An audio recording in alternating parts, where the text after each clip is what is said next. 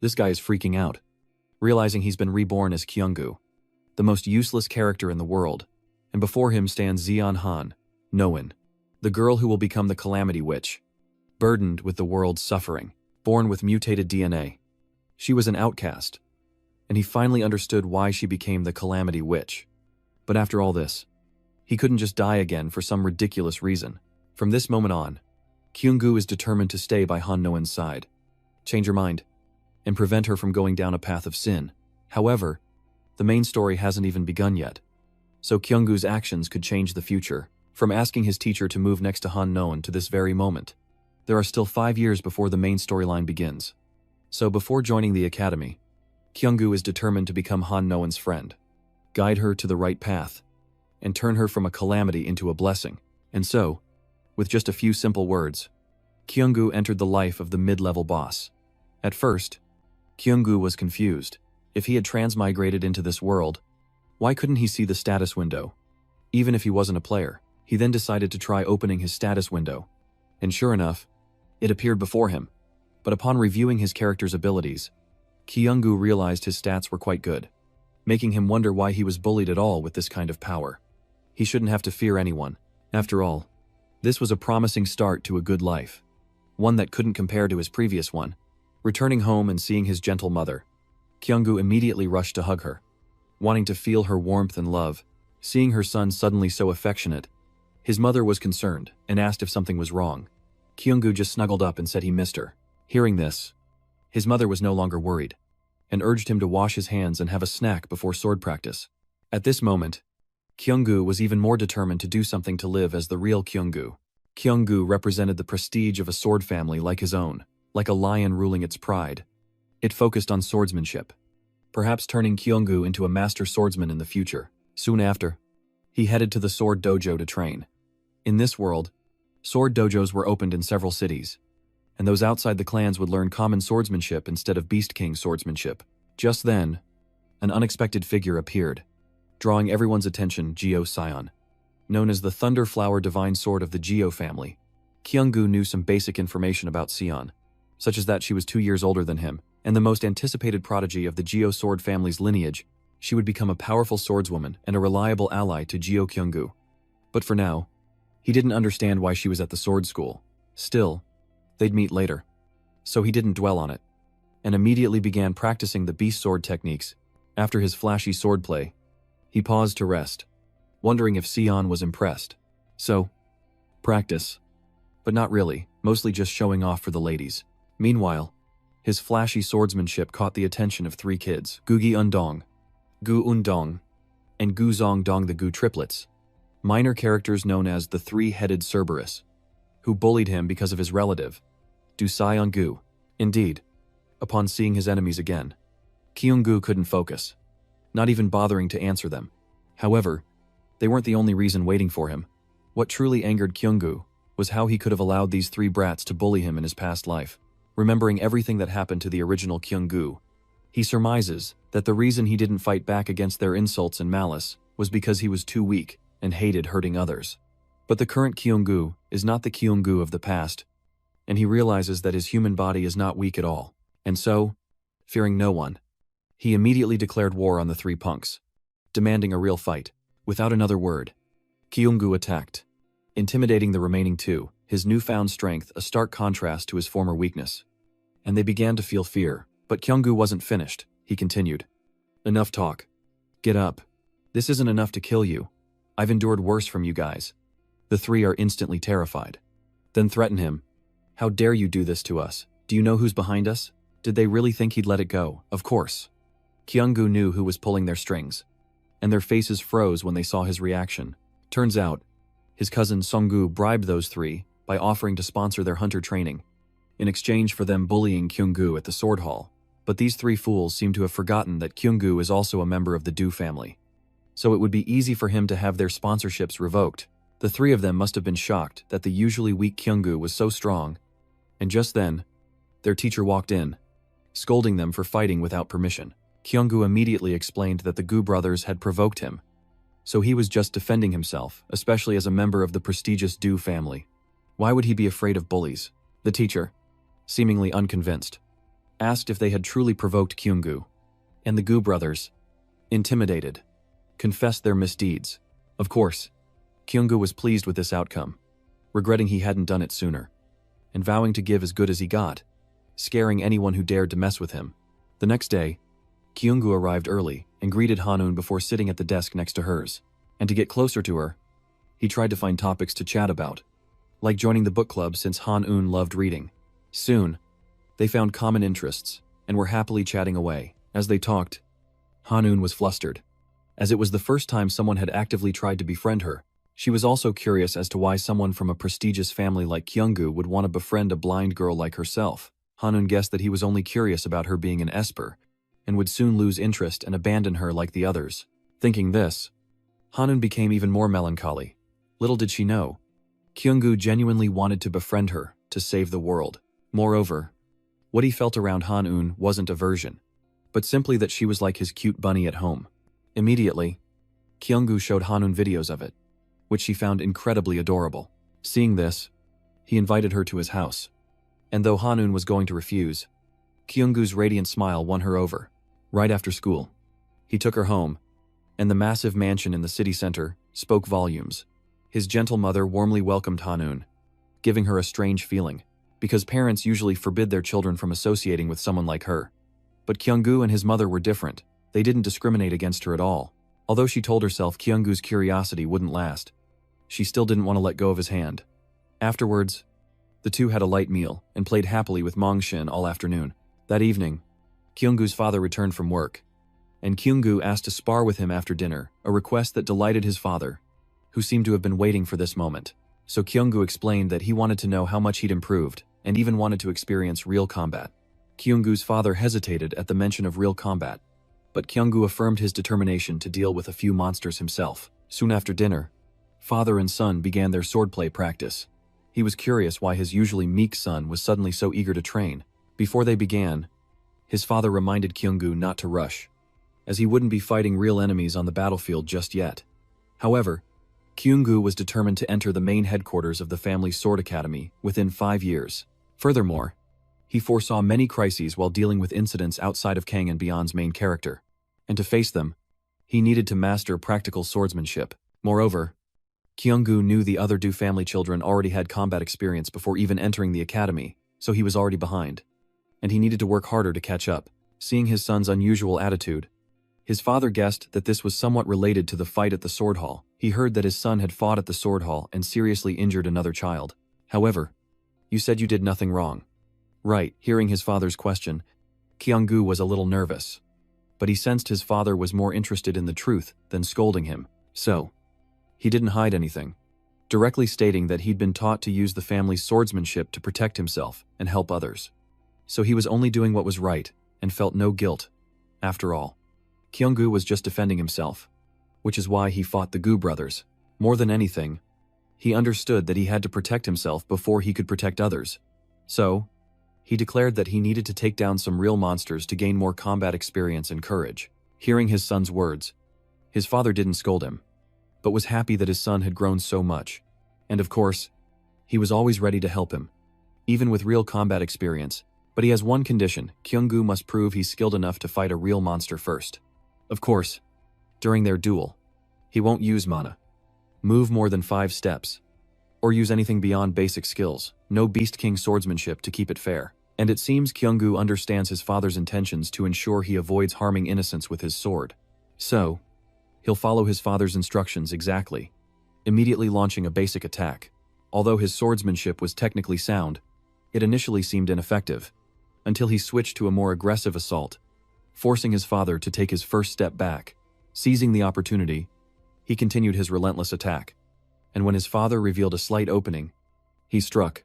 Even though he knew it was coming, the father was still a little hurt by his son's powerful strike, while Kyunggu naively thought it was the only way to show his true skill. Hearing his son's words, the father thought, "Well done, my son.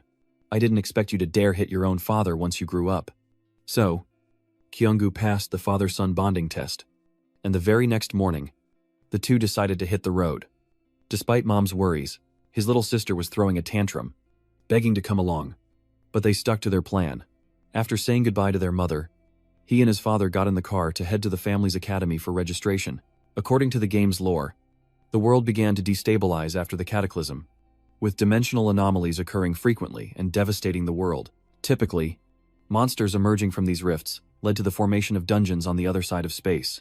When dimensional phenomena converged, a gate would open between the two dimensions. If these issues aren't resolved now, the world inside the gate will explode and scatter into reality, potentially triggering a cataclysmic event, with monsters invading and devouring humanity. Unlike dungeons, failure here would lead to further growth and severely impact the game's ending. Kyunggu must focus on the upcoming gate explosion and the growth of key characters. During the drive, Kyunggu's father mentioned needing to pick up a key from the warehouse first, reminding him that players receive a key after clearing a gate, created by the game developers to allow players to re-explore it. After a long drive, the two finally arrived at the agency where his father worked. Regulus Glen, Paju River branch founded during the cataclysm under the leadership of the Du family, as Kyunggunyo, and now, it has grown with branches all over the country. Besides dungeons, gates, and monster habitats, which are closely managed by the government, anyone who wants to enter those places needs to present a hunter's license. Kyunggu shouldn't have been allowed in, but his father was the branch manager, so he pulled some strings. What's more, Kyunggu is well loved by his father's subordinates, who shower him with affection every time he visits. Next, he and his father completed some administrative procedures to receive the gate key, which was white. In this game, the difficulty of the gate is determined by 7 different colors of keys. Starting with the easiest level, white, the difficulty increases with gray, yellow, green, violet, blue, and finally, the highest level, black. His father then led him to a room and explained that before him was an artificial gate, and inserting the key he'd obtained would open at a sight that overwhelmed Kyunggu with its grandeur. Even though it was just an artificial gate, he'd heard of families maintaining power through wealth. But only now did Kyunggu truly grasp the extent of his family's might and influence. Before Kyunggu officially entered a gate, his father asked one last time if he was ready to step onto a real battlefield. Think carefully, because once you step inside, you can't leave until the dungeon is cleared. Of course, Kyunggu is well prepared for today and has no intention of giving up. Seeing his son's determination, his father said no more and let him enter. Knowing he could always pull him out if needed, he just hoped his son wouldn't cause too much trouble. As soon as the gate opened, Kyunggu stepped inside, immediately overwhelmed by the dazzling, mystical scenery. At the same time, a system notification appeared, indicating he'd entered the white rank, Pink Crystal Cave. As he reviewed the information, he sensed movement nearby and readied his weapon, just in case. But before he could act, his father had already caught almost all the goblins in the dungeon, 15 in total, matching the system's information, meaning Kyunggu just needed to defeat them all to conquer the dungeon. Immediately, he told his father he was ready, so his father would release the monsters one by one for him to fight until the last one. Kyunggu's father even reminded him to be careful, even though they were the weakest in the food chain. But before he could finish speaking, one of the goblin escaped its restraints and attacked. Kyunggu reacted instantly. Assuming a defensive stance, his knowledge of the game and his family's swordsmanship gave him confidence. But caution was still paramount. He remained hyper-focused, waiting for the perfect moment to unleash a Beast King sword technique, instantly finishing off the root bin. Seeing his son's competence, his father breathed a sigh of relief. As a background character to the main hero, Kang Han-byul, Kyunggu has a limitation, a gift that influences his skills in this game. Kyunggu's gift is the instinct to flee, also known as the rabbit instinct situationally.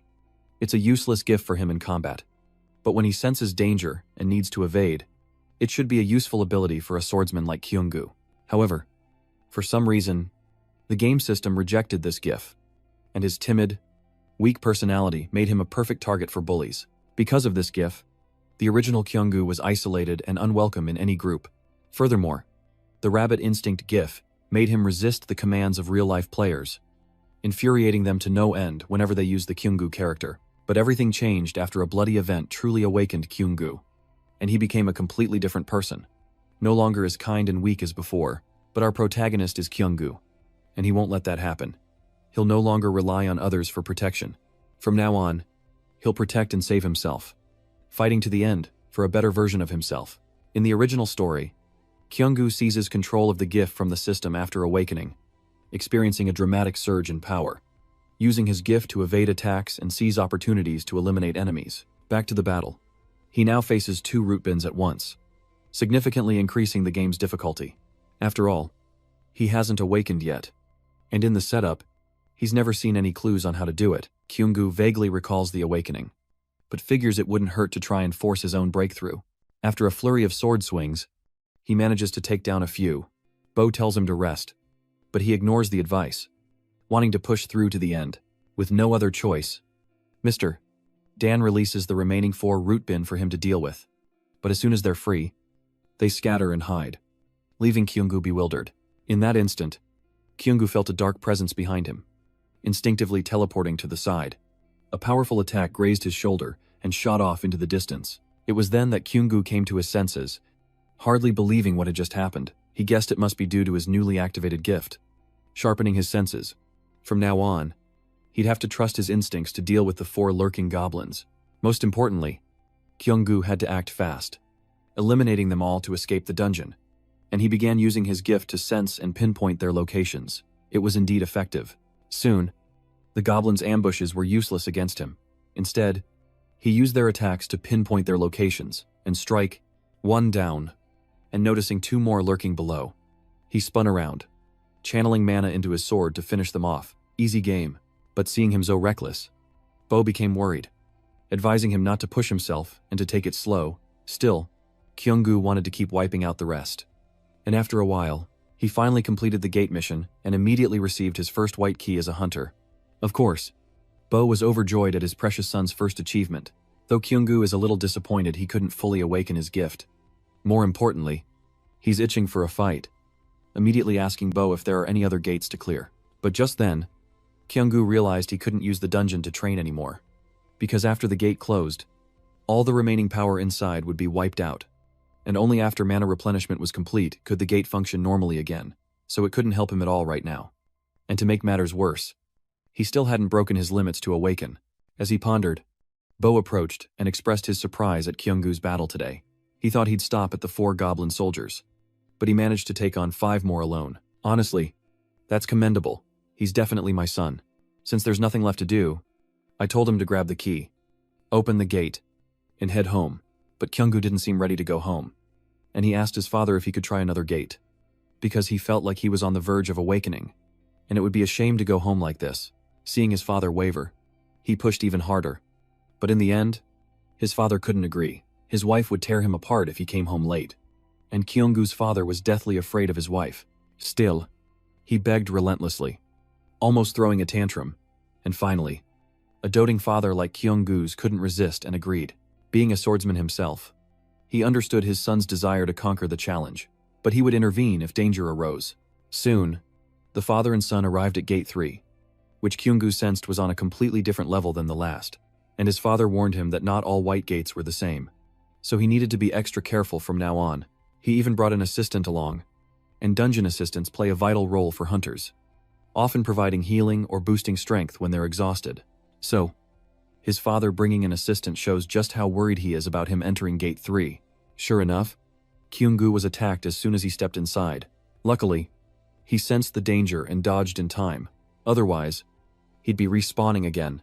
At the same time, the status window popped up, announcing that dozens of monsters of varying strengths had appeared nearby. Kyunggu counted about 15 goblins, but these weren't the usual goblins from the previous gate. These were much stronger. Kyunggu thought, well, I'm screwed. One wrong move, and I'm done for.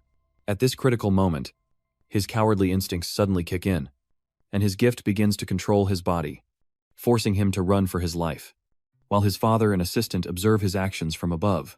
The assistant, seeing the situation as quite difficult for an elementary student like Kyunggu, asks his father if he really intends to let him fend for himself. Of course, everything the father does has a reason, as he's noticed that his son has changed a great deal in a short time. In the past, Kyunggu was a very timid child, easily frightened by the smallest things.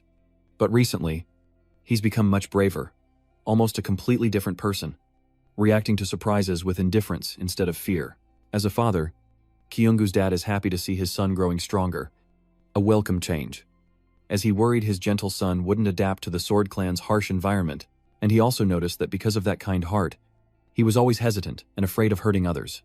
even putting himself in danger rather than harming someone else. In fact, Kyungu's father always cared for him and paid attention to him, and he never blamed him or forced him to become strong. So when his son suddenly changed this much, he was a little surprised and couldn't understand it. His wife said their son was different because he liked a girl in his class. But he didn't think it was that simple.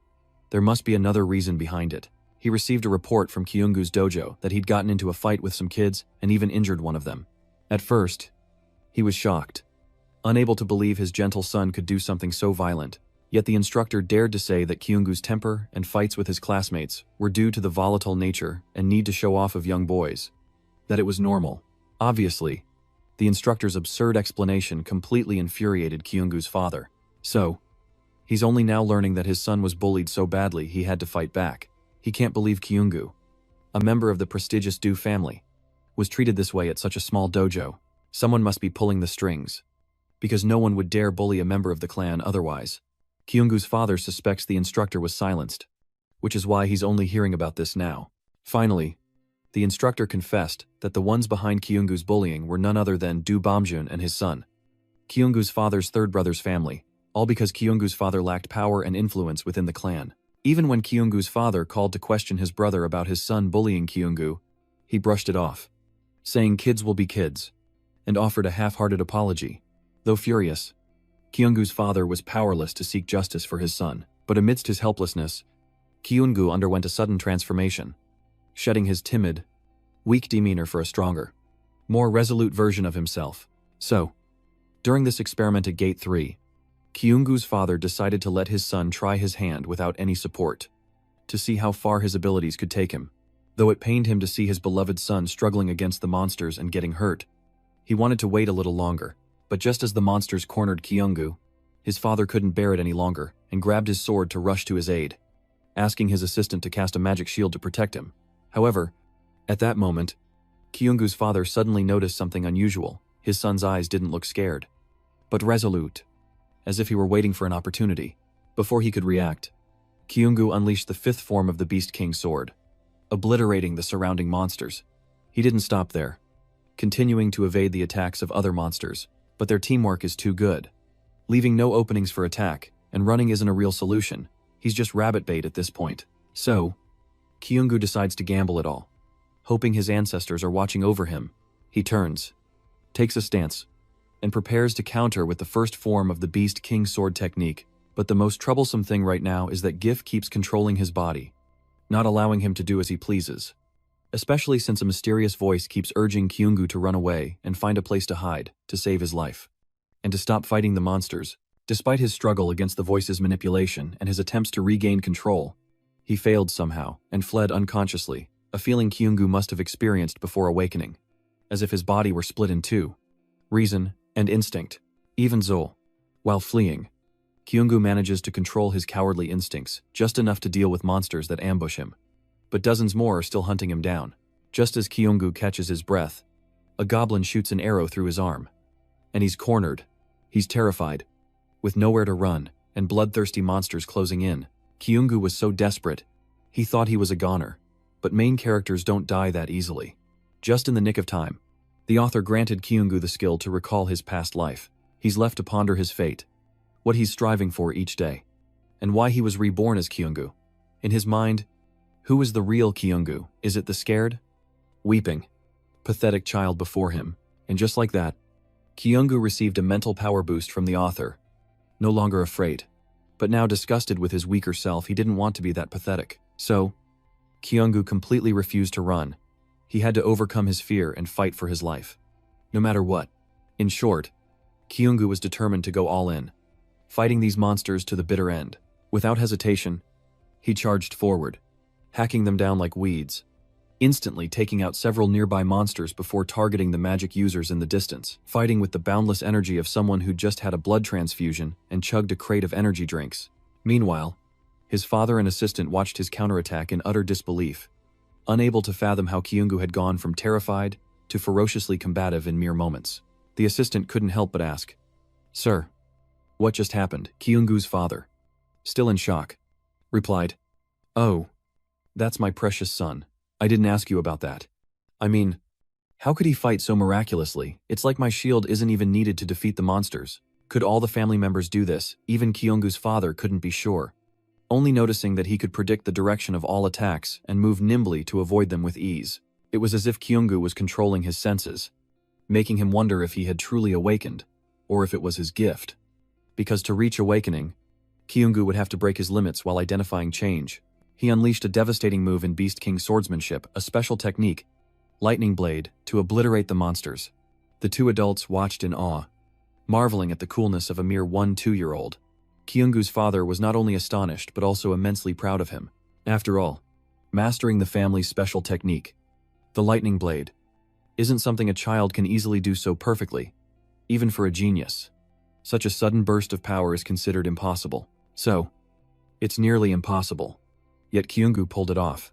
Just then, a system window popped up, announcing that the hunter had cleared the dungeon. Kyunggu also receives a notification that he has broken his body's limits, and his muscle, strength, and endurance stats have reached a new level. He's surprised to see his stats increase by defeating monsters, because in the game, physical stats were only supposed to increase through academy training. He figures it must be a minor bug in the game. Having experienced so much in this world, Kyunggu no longer believes it's just a game, so he resolves to gather experience and become powerful.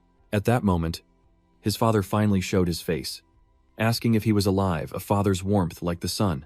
Though he's cleared the gate, Kyunggu is utterly exhausted and can barely move. His father isn't surprised, considering the earth-shattering feat he just pulled off. Your father was astonished to see you wield lightning.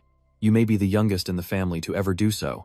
In truth, even Kyunggu himself couldn't believe he'd pulled it off, because lightning infusion isn't just a sword technique. It's a physical phenomenon triggered by the Beast King sword style's unique methods. At that moment, mana and air would rub against each other, creating blue lightning. Of course, performing this technique requires certain standards, such as speed, posture, strength, and just the right amount of mana. Only when these factors are harmoniously combined can the swordsman succeed. So, it's no exaggeration to say that Kyunggu is a sword genius, a precious seed of the Du family. However, Kyunggu felt more worried than happy, because he feared he wouldn't be able to perform this move again. Hearing this, his father explained that because he had experienced blue lightning once, his body would remember it, and if he continued to practice diligently, he could do it again. Then, Assistant Hongshan returned to the father and son after collecting a lot of magic stones, but Kyunggu's luck didn't end there. He then discovered something even more valuable than magic stones, a spirit stone. Though it was only low grade, he was satisfied. His father then told him to channel mana into the spirit stone to check its resonance, which Kyunggu immediately did, successfully connecting with it, meaning his father couldn't steal it. All good things must come to an end. And despite wanting to continue exploring the gates, Kyunggu is forced to attend school like any other elementary student. It turns out that after returning home, he fell ill from overexertion, and he still hasn't fully recovered. Because of this, his mother gave his father a good scolding, seeing how exhausted Kyunggu was, and Hanoan was worried he was sick. Kyunggu reassured him not to worry, explaining that he was just sick from fighting monsters the previous week, which only made Hanoan more concerned, unable to believe a kid like him would do something so dangerous. But for Kyunggu and his clan, fighting monsters at a young age was commonplace. Kyunggu might have even been a late bloomer. Kyunggu felt a pang of sympathy, guessing it was due to her past bullying. And though he wasn't thrilled with the pink bandage, he thanked her for her sincerity. I told you, I'm really okay now. All my wounds have healed. If you want to help, you can remind me to take my medicine after lunch. Immediately, she eagerly asked if there was anything else she could do for him, as she would do anything he wanted today. Not wanting to be outdone, Kyunggu said he wanted to hold Hanoan's hand. Hanoan was clearly taken aback by the strange request and reacted strongly, prompting Kyunggu to apologize, fearing he'd gone too far. But even more shocking, Hanoan takes Kyunggu's hand and places it on her own. Just a little touch. Okay. And so, for the first time in his young life, our boy touches a girl's soft hands, a feeling more intoxicating than any drug. Just look at the stars in his eyes. He's only allowed a little touch. And Hanoan is beyond embarrassed, especially seeing Kyunggu's delighted expression. Kyunggu then asked her if she wanted to become a hunter with him in the future, catching Hanoan completely off guard. However, Kyunggu assured Hanoan that she was talented, because firstly, even though she was a demi-human, her physique was far superior to her peers, and secondly, He often sensed a large amount of mana that she unconsciously emitted, which meant that she had a great aptitude for using magic. Though Hanoan didn't fully understand, becoming a hunter seemed like a good path, especially since she'd have to leave the orphanage at 19. And as a demi-human, adoption was unlikely, leaving her to fend for herself. Becoming a hunter could provide her with a better life and a good income. But Hanoan was still afraid, as it wasn't a job for just anyone, and she didn't know if she could really fight monsters. Kyunggu reassured her, promising to always be there for her, and then asked if she would join him as a hunter, saying he believed in her and she should believe in herself too. Kyunggu's encouragement is a bit sudden, leaving Hanoan flustered, but even though it sounds far-fetched, it makes her feel like she can take on the world. Finally, Hanoan agrees to Kyunggu's invitation, and he immediately takes her hand, inviting her to attend middle school, high school, and the academy together, and even wants to take her to the sword school to cultivate her strength. Hearing about the sword school, Hanoan was confused, as she didn't have the money to attend. But Kyunggu told her not to worry about tuition, as her own family ran the school, so she could attend for free, and to let him, the great Kyunggu, handle anything else. Still, Hanoan couldn't understand why he was being so kind, especially since they had only just met and she hadn't done anything for him. Kyunggu, without hesitation, confessed that he was investing in her potential. That way, when she grows up and achieves success, he, as her sponsor, will get a piece of the pie. Hanoan is pleased by his honesty. Kyunggu explained that she would be training at the dojo, but not in swordsmanship rather, to strengthen her body, suggesting she also learn magic, sensing her aptitude, and promising to find her a teacher. And so, the two began training together, learning basic swordsmanship or strengthening their bodies at the dojo after school. While on days off, Kyunggu and Hanoan would train at home, nourished by Mama's delicious meals. Although Kyunggu felt things were going well, a little more motivation would help, and they'd need a magic tutor when she started learning. Actually, he already had a talented mage in mind. If only he knew where to find her Hongjena, the color witch. In this game, she's a guide, mainly teaching elemental magic at the academy, and probably still is. She's currently traveling, making her hard to reach, and despite Bo's help, there's been no word. So all he can do now is wait. As Kyunggu pondered, Mr. Bo suddenly appeared behind him, startling him. It turned out that Mr. Bo had managed to contact Hongjena's representatives today. They agreed to visit within a month, but Hongjena won't teach Kyunggu if she's not interested in his skills. Of course, Kyunggu was prepared for that, understanding that without ability, he can't demand to be taught. Kyunggu wasn't sure about becoming Hongjena's disciple, but he was certain she'd be interested in Hanoan's talent. Meanwhile, Bo had some bad news, and his heavy expression suggested it involved the family. Indeed, he announced that Father's Day was next week, and according to tradition, the whole family would have to return to the main house. Wondering if Kyunggu was okay with that, because his jerk of a cousin, Zeonggu, would surely be there. So if Kyunggu didn't want to go, he'd go alone. However, Seunggu was the one who orchestrated the bullying by the Gu brothers, so he wouldn't miss this chance to confront him. In the end, Kyunggu agreed to go with his father to the main house, surprising him with his resolve. Father's Day arrived, and Kyunggu's family of 4 set off for the family's main residence. In the car, his father gave his children a stern warning. Kyunggu, keep an eye on Ie-un, and make sure she doesn't cause any trouble. And Ie-un, don't climb on the stone lions like last year. Okay, just behave yourselves. Please. For the sake of the whole family, he was especially worried about Kyunggu, even though he said he was fine with everything. Of course, he understood why his parents were so anxious and sensitive. Their family is never welcome, always ostracized and isolated at family gatherings. This time will likely be no different, but they must return to the main house nonetheless. The day before, Kyunggu was still training with Handwen, realizing that while he'd learned to control his instincts, it wasn't enough for the long road ahead. So he needed another skill suited to the current situation. The skill he chose was courage, allowing the user to resist the power and pressure of others. In combat, an enemy's aura and energy can often overwhelm. When faced with such pressure, a player's fighting spirit can waver and lead to defeat. But courage is the only way to resist, increasing focus and the will to survive when life is threatened. For these reasons, courage is perfect for a timid person like Kyunggu to learn. But the problem is he doesn't know where to acquire this skill, and its conditions are complex. In reality, the courage skill can be obtained by almost dying from an enemy's attack. But if you're not careful, you might actually die for real. In a way, it'll be easier while he's still relatively weak at controlling himself. The problem now is finding an extremely strong opponent who exudes overwhelming pressure, someone who seems malicious but won't actually kill him. After much deliberation, Kyunggu finally found a prime candidate to help him acquire the courage skill. And this person was sure to appear at the Du family's main house on Father's Day. Soon after, Kyunggu's family arrived, and after being shown to their rooms and given instructions by the servants, the parents decided to let the two troublemakers take care of each other. Then, Kyunggu took Eon to see the main family's sword training hall. Indeed, everything here was top-notch and high class, completely different from the sword school he was attending. Even the wooden puppets for sword practice were made in Eon Seonamga, one of the 10 great families like the Du family. While Kyunggu was showing his sister around, a cocky kid named Seongu appeared, looking for trouble. He probably thought Kyunggu was still a pushover, so he was shocked to see him daring to challenge him like this. I'd be a lot happier if you weren't here. At this point, what's there to be afraid if Kyunggu tears away this guy's facade in front of everyone? Unfortunately, I haven't been doing so well lately. Thanks to someone, I'm not sure how you did it, but I know you're the one behind the troubles of the 3 Gu brothers. Seongu was losing his composure, haunted by memories of being outmatched by Kyunggu as a child, memories that fueled his father's toxic lessons: crush all rivals, never lose, especially not to Kyunggu. From then on, Seongu grew twisted and hateful towards Kyunggu, even brutally beating him during sword practice and orchestrating his isolation.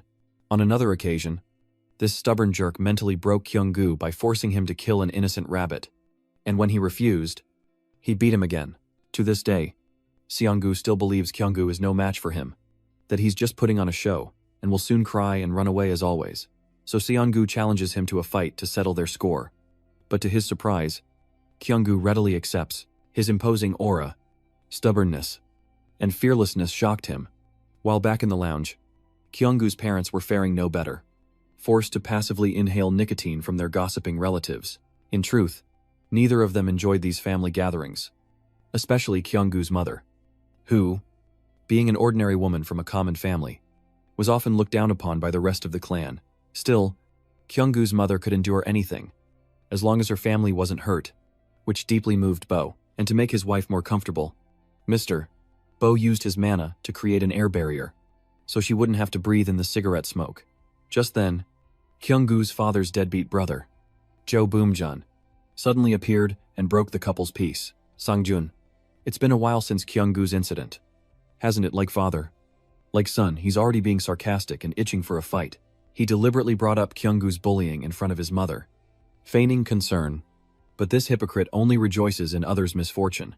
After listening to his nonsense, Kyunggu's father couldn't hold back any longer and brushed his foul hand aside, making it clear that he wouldn't tolerate this. Apologize, tell Seongu to talk to Kyunggu directly. This is kid stuff. It's ridiculous for an adult like you to interfere. Kyunggu's father's words clearly angered him. But before either could say more, someone rushed in with news that Kyunggu and Seongu were about to fight. A prospect Jo Boonjun found delightful, certain Kyunggu would be beaten to a pulp, just like before. Fueled by the camaraderie of his drinking buddies, he was even more excited to witness Kyunggu's defeat, mock him, and shame his family, not forgetting to remind Kyunggu's father of his own words about letting the kids handle it themselves. Kyunggu's father was itching to intervene, but he knew his son was different now, and this could be his chance to defeat his bully. However, his biggest fear wasn't the fight, but his wife's reaction. Indeed, Mom was furious that her good husband had kept this a secret from her. And when she's mad, no one can save Kyunggu's dad. After a loving slap to her husband's face, they both rushed to the training grounds to save their son from injury. As Kyunggu and Seongu's battle raged on, seeing Seongu relentlessly attack Kyunggu's vitals, his mother anxiously warned him to be careful. However, Kyunggu unexpectedly targeted Seongu's weak spot and delivered a devastating kick. Meanwhile, in the main house, Sugwang, the head of the Du family and grandfather of Kyunggu, Yi-eun, and Seongu, had just finished bathing and was preparing to see his grandchildren when a servant informed him of the conflict between the two young boys. He was already aware of the issues between the two families, but it seemed things were still quite noisy. Even in the main house, he asked the servant for more details. Surprised that his usually timid grandson had accepted his cousin's challenge, this unusual turn of events piqued the old man's interest, and he immediately wanted to rush to the training grounds to witness the youngsters fight. Meanwhile, Everyone was speechless after witnessing Sungu get knocked out in one hit, while Kyunggu was bored because the fight ended too quickly. Moreover, easily defeating Sungu like this didn't satisfy him, as he had been severely bullied and oppressed by him for years. But Seungu absolutely loathed Kyunggu, and in the game's original story, he would bully him relentlessly, driving him to depression and self-doubt for 5 long years. When Kyunggu entered the academy, where Kanghan Bi-eun was studying, he finally escaped Sungu's bullying, because Kanghan Bi-eun would appear as a savior, defeating Sungu and rescuing Kyunggu as an ally. But in other scenarios, Sungu plays a key role in fostering the friendship between the main character, Kanghan Bi-eun, and the supporting character, Kyunggu. So without Sungu, Kyunggu might never have become friends with Kanghan Bi-eun. Even so, he was still very disappointed with this anticlimactic ending. Then, unwilling to accept it, he shook Sungu awake, telling him not to play dead. "I haven't even begun to settle the score for what you did to me." Seeing him stubbornly refuse to wake up, he grabbed his collar and dragged him up, but little did they know, he was really unconscious, and had even wet himself. Just then, Boomjun and his wife leisurely arrived. Still Smoog, thinking Sungu had gotten the better of his cousin, but the moment he saw his son beaten so badly, he wet himself. He couldn't laugh anymore, rushing over and physically assaulting Kyunggu. "How dare you do that to my son?" Of course, Kyunggu's parents weren't about to let their precious son be bullied like that. "What the hell do you think you're doing to my son? What kind of nerve do you have? Doing that to a kid? Are you crazy? Don't think I'm afraid of you just because you're older." Kyunggu's father immediately charged in, and a fierce war of words erupted, even involving their familial ties. Kyunggu was speechless at the scene, and asked his mother to stop them, but she was already pulling hair and fighting with Sungu's mother, and even his first-grade sister joined in the fray. Having never witnessed such madness, Kyunggu could only stand by silently until the family's most powerful figure, his grandfather, spoke up, bringing everything to a halt. Of course, seeing his descendants acting like wild animals, the patriarch immediately reprimanded them, saying, "Look at this mess. You dare call yourselves members of a prestigious family. I'm ashamed to witness this spectacle." His grandfather then asked what exactly was going on, but silenced Boomruan, insisting on hearing the story directly from Kyunggu. "Kyunggu, your grandfather is asking you what exactly is going on here. No wonder he's the world's top swordsman, the powerful head of the swordsman family." His grandfather's words and pressure felt like facing a solid mountain. If his mind wasn't strong, he might have wet himself. Then, he tried to brace himself to keep calm before his grandfather's imposing presence, admitting that he started the fight and won. Hearing this, his grandfather withdrew his aura and asked Kyunggu how he managed to win, or if he had used any tricks or schemes, to which Kyunggu honestly replied that Seungu had lost his balance after being kicked in the ribs. He exploited this, striking the back of his head and knocking him unconscious. He could ask around for more information. Not stopping there, his grandfather pressed Kyunggu on why he touched Seungu after he was already unconscious. He nervously explains that Seungu wasn't responding, so he just wanted to check if he was okay. But really, he was just getting back at him for all the past bullying. Hearing this, his grandfather doesn't punish him, but seems amused by the young punk's fighting. At this point, Jo Boom-jun's parents were desperate to explain, but the grandfather ignored them and directly ordered the boy, Seungu, who was pretending to be unconscious, to get up and speak clearly. Cornered, he had no choice but to sit up and admit that Kyunggu had fought fair. With everything now clear, the grandfather scolded Jo Boom-jun's family before leaving, reminding Kyunggu that after the party, he'd like to test his skills in a sparring match. "Be well prepared, because I'm looking forward to that day." These words from his grandfather signified the head of the family's recognition of Kyunggu's talent before the entire clan, leaving Jo Boom-jun's family to leave in silence. Things seemed to have settled, but for Kyunggu, it was far from over, as Bo's loving smile hinted at something more. Indeed, mother and son had a serious talk about the bullying Kyunggu had endured, and even his fight with Seungu. Her cold demeanor, so unlike her usual self, made him tense, stirring up terrible memories of his two-faced mother, the one who would often get drunk, scold, and beat him throughout his childhood, only to realize her mistakes when sober, hugging him and crying apologies. Though his mother treated him poorly, they were all each other had, so Kyunggu always forgave her, even begging her not to leave him. But in the end, she abandoned him with a lie that she would make money and come back for him. At only 10 years old, Kyunggu found those words so sweet, waiting for the day his mother would return. But reality is cruel, and even knowing this, He refused to accept it, pretending to believe her. After that, Kyung-gu lived a life of indulgence, devoid of light, future, or hope, sometimes thinking about the mother who abandoned him. Even now, those memories haunt and linger in Kyung-gu's mind, especially when faced with his current mother's questions. He was terrified, wondering if he should beg for forgiveness, let her hit him like his previous mother did to vent her anger, or apologize for being born. But Kyung-gu was overthinking it, because his current mother didn't blame him at all. Instead, she embraced him warmly and sincerely apologized for not noticing the bullying and for letting him suffer such unpleasant things recently. Her anger earlier was only because the two of them hadn't told her the truth. Feeling his mother's love and warmth for the first time, Kyung-gu is taken aback, realizing that his current life is nothing like his past one, and he no longer needs to fear. Of course, he doesn't have to endure everything alone anymore, because now he has his real family by his side, a father, a mother, and a little sister people who will always love and support him unconditionally. Finally, understanding his mother's feelings, Kyung hugged her and apologized for hiding the bullying.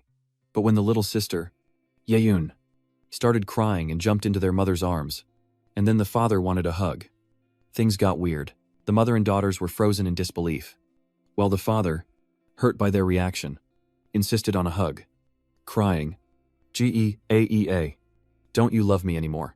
Meanwhile, Kyung-gu received a text and photo from Hanon, who seemed to be having just as much fun.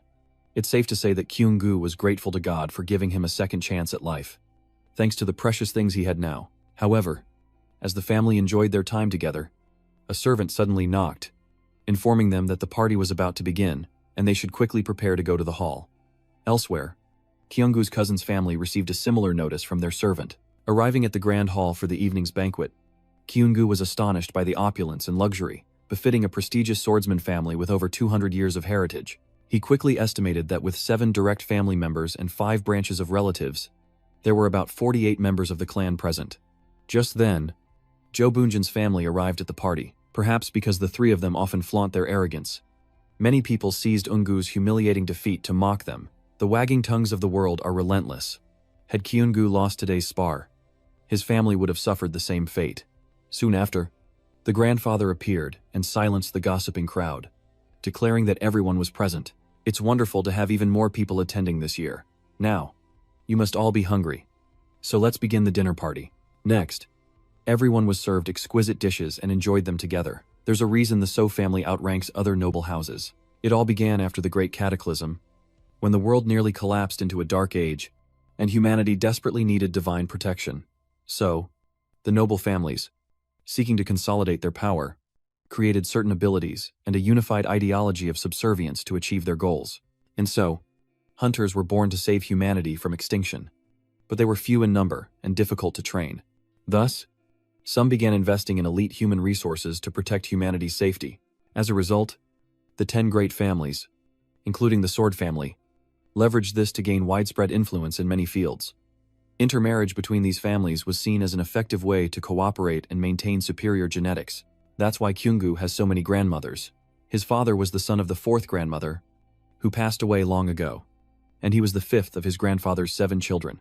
Kyung-gu already finds it annoying just hearing about it, let alone managing a large family and overseeing all the family affairs. So he really admires his grandfather in these respects. Of course, his grandfather had many grandchildren, but he seemed particularly interested in those who stood out, like Xian, who had created lightning while still in high school, a feat so unbelievable that the family gossiped about it until his grandfather silenced them. Grandpa predicted that if Xian continued to train with lightning at this pace, she would soon be the youngest person after the 2nd-generation head to achieve this feat. So he sincerely hoped she could become a leader who surpassed even him. Her composure was truly impressive, even under grandfather's pressure. She remained calm, unwavering, and fearless. Kyung-gu, observing from the sidelines, couldn't help but marvel at the sight. But then, Xian suddenly stared at Kyung-gu, leaving him bewildered. At that moment, her grandfather unexpectedly mentioned someone, saying Xian's growth reminded him of news about a two-faced demonic figure from not long ago. Immediately, Kyung-gu realized the person his grandfather was talking about was none other than the demonic fighter, Xiao Zongjin, who lived in his grandfather's era, more importantly, the master of the protagonist, Gang Hanbiul. Therefore, Kyung-gu could never forget this. also knowing that Xiao Zhongjin was a character who would appear in the game's prologue. Specifically, Xiao Zhongjin stumbled upon Kang Hanbiul's talent at the orphanage and took him as a disciple, until Kang Hanbiul turned 17, left his master's side, and enrolled in the Ji Honggang Academy. This marks the end of the game's prologue. Meanwhile, everyone was shocked to learn that the infamous demon duelist had taken a 1-2-year-old orphan as his disciple. Grandpa then explained that Xiao Zhongjin disliked being tied to the great families. So he took in a child with no background as his disciple, but he was particularly interested in seeing whose disciple was stronger, his or the Du family's. Though clearly a childish provocation, Grandpa couldn't ignore it, as the Du family swordsmen fear no one. Thus, Grandpa eagerly anticipates his young protege showing the world the spirit, strength, and talent of the Du family. This was the challenge the young warriors had to accept, promising to meet their grandfather's expectations. Judging by the situation and his grandfather's fighting spirit, Kyung-gu guessed that the demon gladiator had provoked every major family. So why was that rabbit, Kang Hanbin, getting so much attention from the noble families as soon as he enrolled?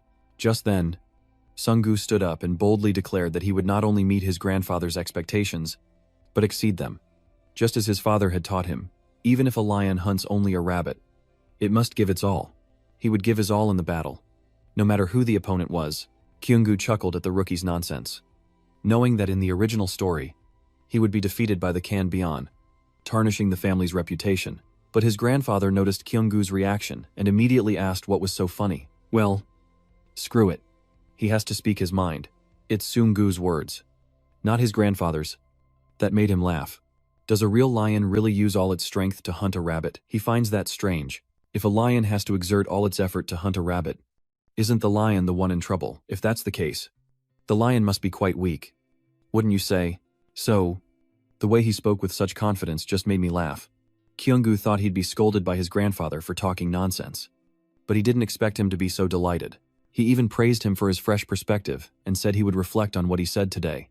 Kyung-gu didn't understand a thing, but seeing that his grandfather seemed to agree, he just went along with it, ignoring the resentful glares from Eung-gu's family.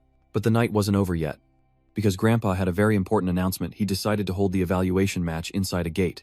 As expected, his words sent shockwaves through the family. They couldn't believe he'd send children into a gate.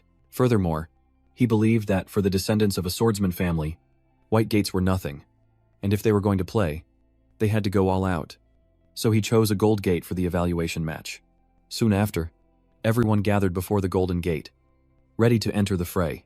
Since this is a one-life game, before letting the little tryhards enter, Grandpa gave one last chance for anyone to back out of the evaluation match. Speak now, or forever hold your peace. Then, seeing no one speak up, Grandpa opened the gate and let all his descendants enter without hesitation.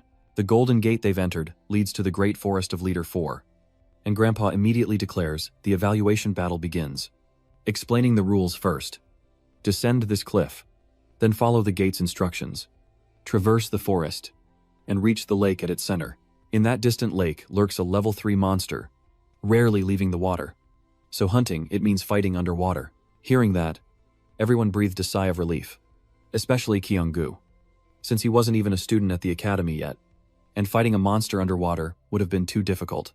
But it seems he celebrated too soon, because Grandpa continued, compared to your level, the hunters have weakened and sealed the monster to prevent it from diving. It's significantly weaker and will stay on the surface, making it relatively easy for you. Right. So, it's easier than expected. Kyung-gu then began to assess the situation, realizing that dealing with the leader wasn't the only problem. The lake is quite a distance, and exhausting everyone would be a real problem.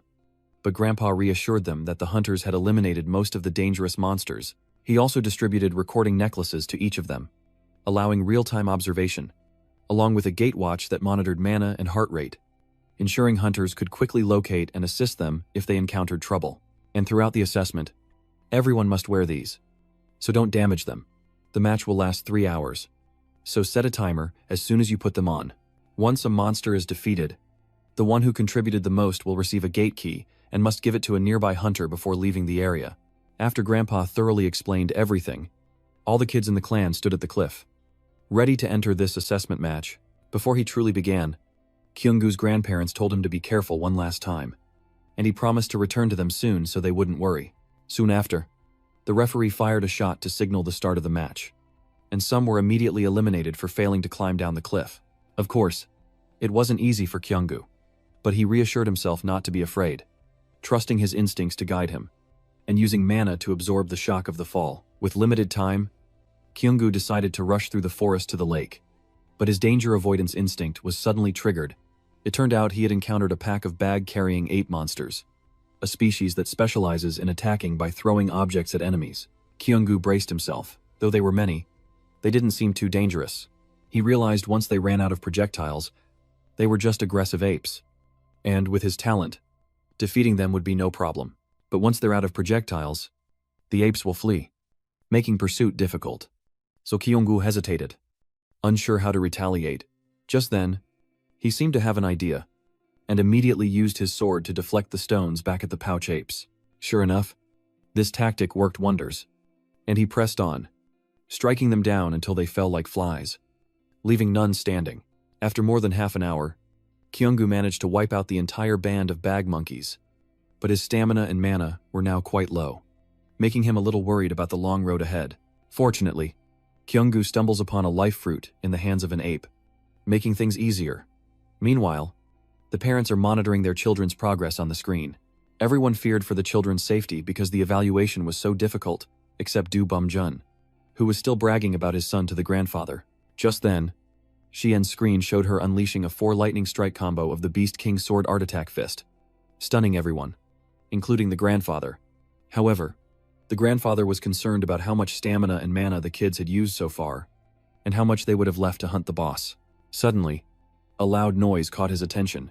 Kyunggu's screen showed him smashing the kangaroo-like creatures like baseballs, leaving the grandfather bewildered, wondering what the heck the kid was doing. The parents were speechless, wondering what he was thinking, while Do Bum-jun was clearly delighted. Unbelievable, it seems Kyunggu is having fun. Please admire our Ungu's skills, master. However, his nonsense fell on deaf ears, because with his keen, worldly eyes, the grandfather immediately recognized that Kyunggu was dodging all the monster's attacks, while also counterattacking. Effectively, it seemed he had been trained quite well. Despite the old man's words, he stubbornly nitpicked at the boy, as if everything was harmless. What exactly did Sangjun teach him? The boss was itching to retort, clamping his mouth shut, wondering if his son's eyes were just for show, or if his brain was the problem. As the young master, how could he not know what Kyunggu had eaten? Of course, the grandfather knew he was eating stamina fruit and energy fruit, and praised Kyunggu's father for raising his son so well. He even sensed that Kyunggu seemed very knowledgeable about the bag monkeys, acting just like a professional hunter, capable of adapting to difficult circumstances. In truth, Kyunggu's father never taught him any of this, but he can't exactly argue with his grandfather, so he bears it. Meanwhile, Kyunggu continues to eat the fruit he took from the kangaroos, even though they don't taste very good. Luckily, he's near the lake and has recovered his strength with the fruit. He's also gathered a bunch more to keep in reserve, but it'll be hard to carry it all, and someone might take it if he leaves it behind.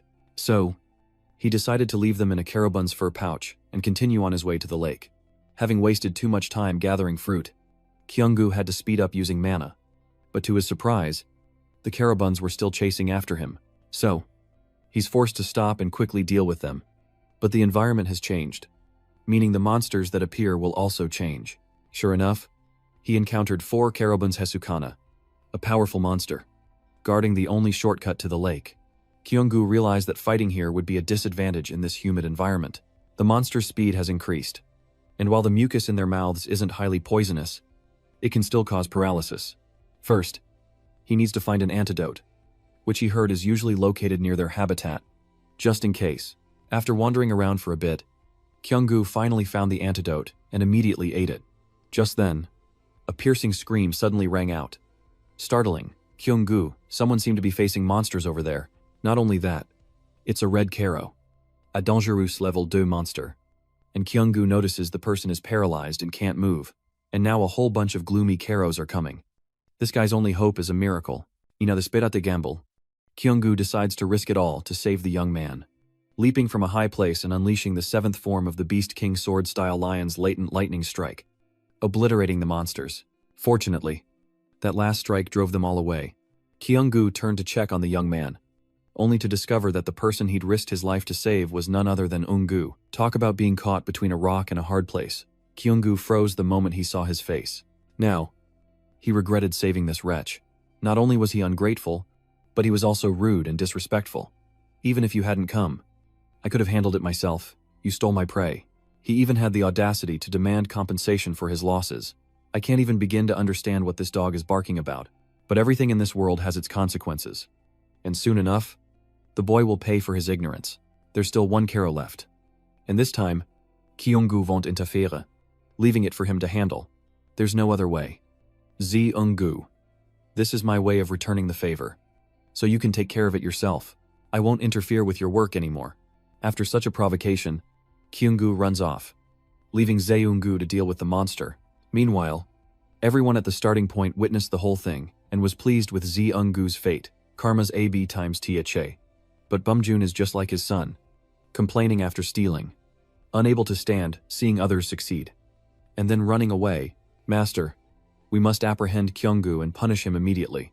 Abandoning Eun-gu while he's injured goes against the family's teachings. Of course, a wise man like the patriarch wouldn't listen to his nonsense, and instead asked Kyung-gu's father for his opinion. Kyung-gu's father felt this was common in competitions, and the kids knew hunters were on standby in case of emergency. They must be joking around. Besides, Eun-gu said he could handle it himself without Kyung-gu's help. So what's the fuss? In the end, Grandpa sided with Kyung-gu's father, and everything was as clear as day. So there was no need to say more. There was only one thing that bothered his grandfather. He thought he'd seen Kyung-gu use lightning magic earlier. Meanwhile, Kyung-gu arrives at a different environment, traversing most of the forest until he reaches a lake. He immediately assesses the situation, noting that there are 5 people present, including himself, and none of them seemed to have any experience fighting underwater. But what surprised him most was the sight of Se-ung fighting the monster. Its condition wasn't good. He guessed the previous hunters had drained its energy, and with this level of power, Se-ung could probably take it down. However, this monster isn't alone. It's called in reinforcements to gang up on Se-ung. And to make matters worse, she seems to have been poisoned by paralysis in the forest. At this point, Kyung-gu really doesn't know what to do. He's not sure if he can face a spirit-level monster in this condition. With his current abilities, he could easily dodge every attack. But that would quickly drain his stamina and mana. The best course of action now would be to cooperate with everyone to fight. But he's afraid they won't listen to him. So for now, he wants to conserve his stamina and slowly come up with a plan. Meanwhile, Se-ung was showing signs of exhaustion and paralysis. In this state, she couldn't get any closer. But leaving now felt like a waste after coming this far. So, Se-ung decides to go all in, unleashing the 6th form of the Beast King sword style, Lion Dance, and the 3rd form, Lion Slash, to eliminate the surrounding low-level monsters. But suddenly, her sword hand goes numb, just when things couldn't get any hotter. Se-ung receives a telepathic message, "I'll attack on the right. You take the left."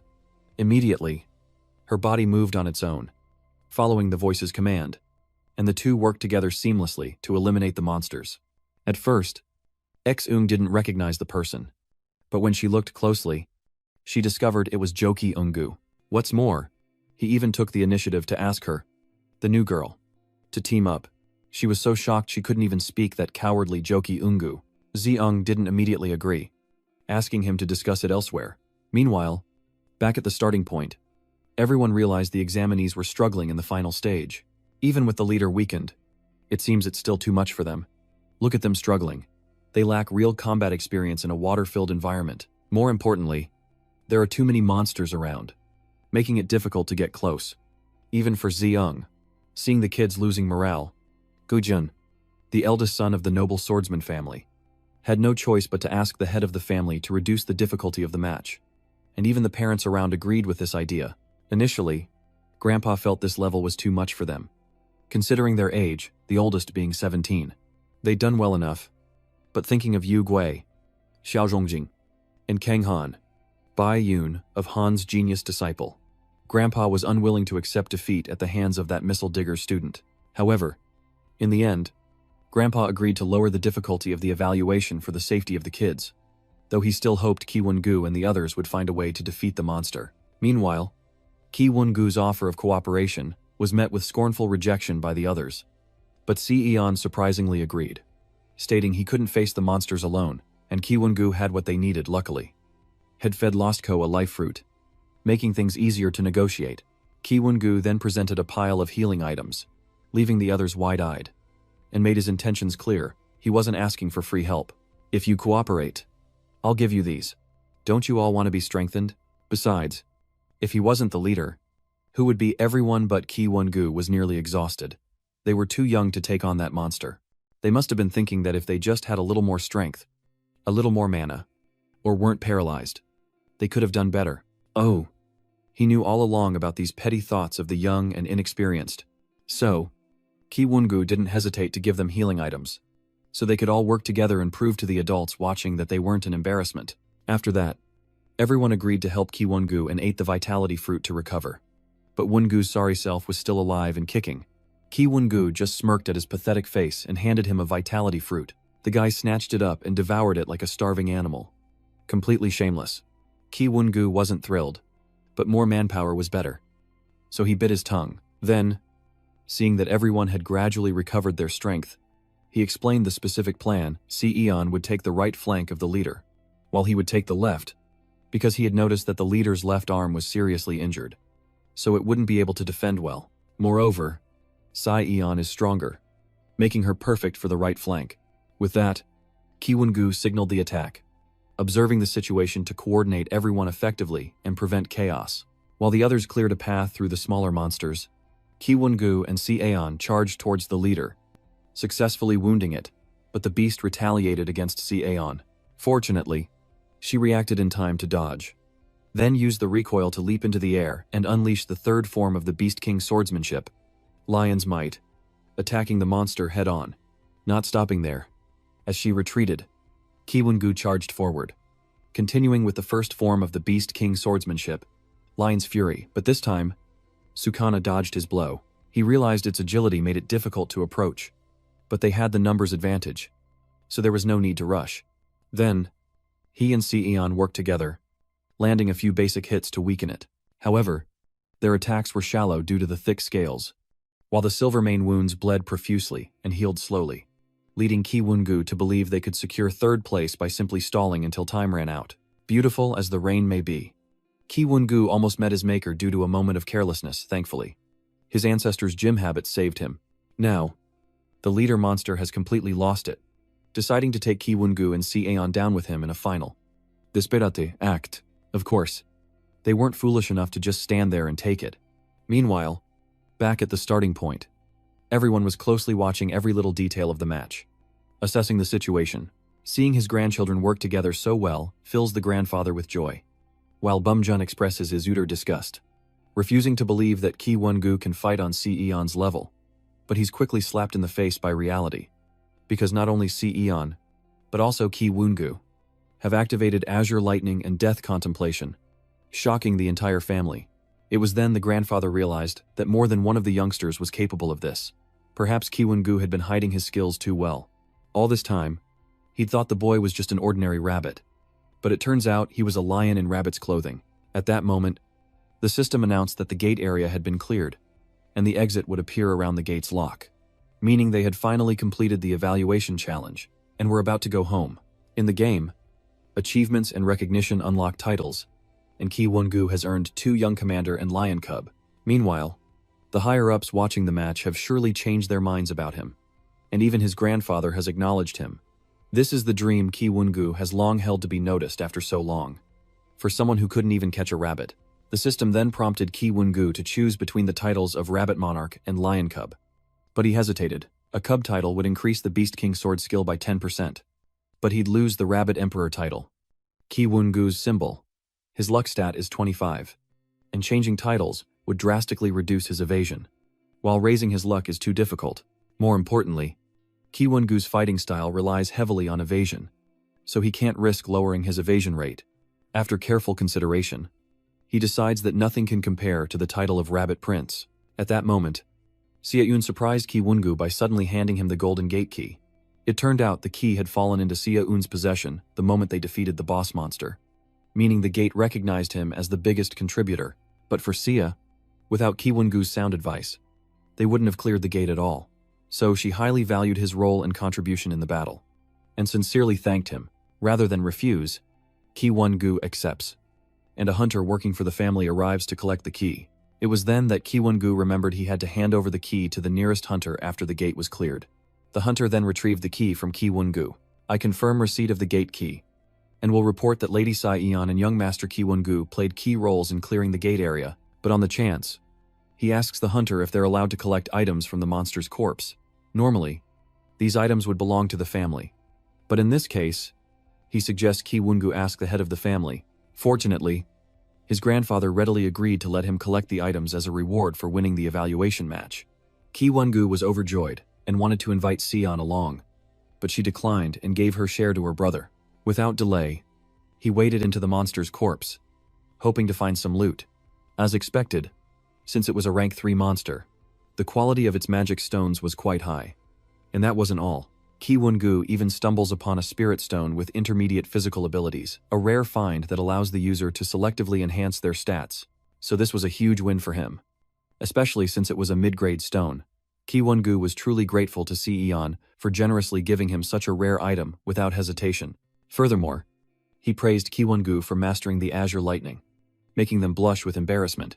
Afterward, everyone returned to their starting point, greeted by the grandfather's beaming smile. Eon and Ki-Won-gu's outstanding performance has clearly elated him, as he showers them with praise and assigns a medical team to treat them. And for Ki-Won-gu, being acknowledged and patted on the head by his grandfather feels nostalgic and wonderful, as it's been so long since he last received such praise. Better to be lucky than good.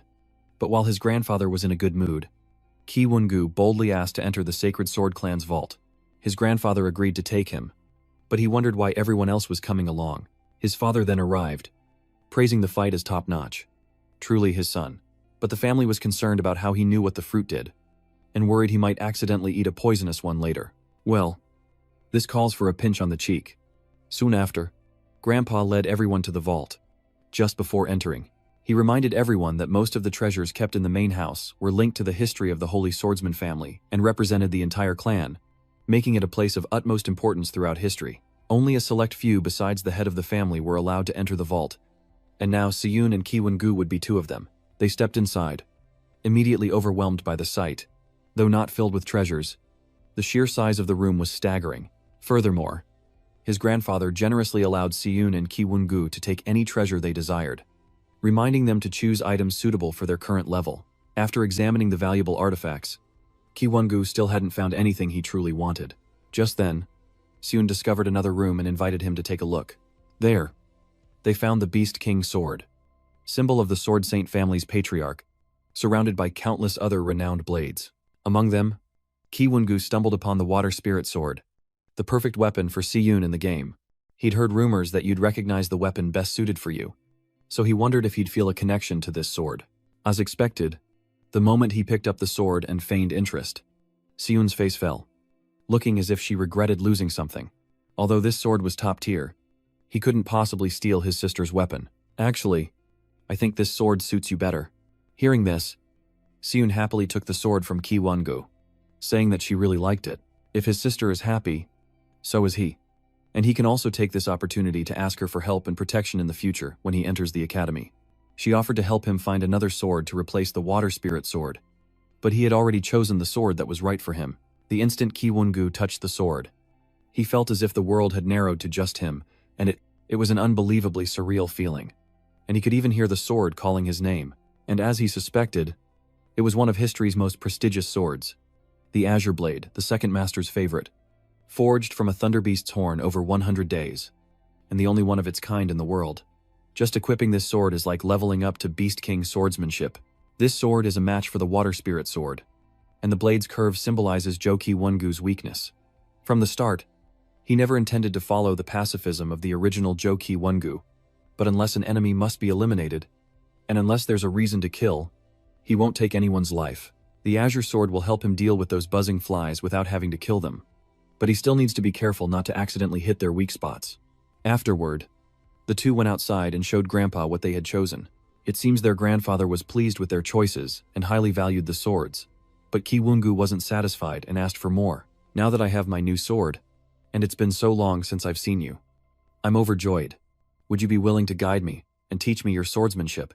His words shocked everyone present, as they never expected him to be so bold. The grandfather was pleased to help such a bright grandson, but since it was late, and Ki-Won-gu had fought hard all day, he suggested they begin training in the morning. This reception made Ki-Won-gu extremely happy. This way, he might gain some confidence. The very next morning, everyone in the family gathered at the training grounds to witness the match between Ki-Won-gu and his grandfather. Previously, Bo told him that the elders had made things difficult for everyone during the match, so they wouldn't dare ask for a rematch.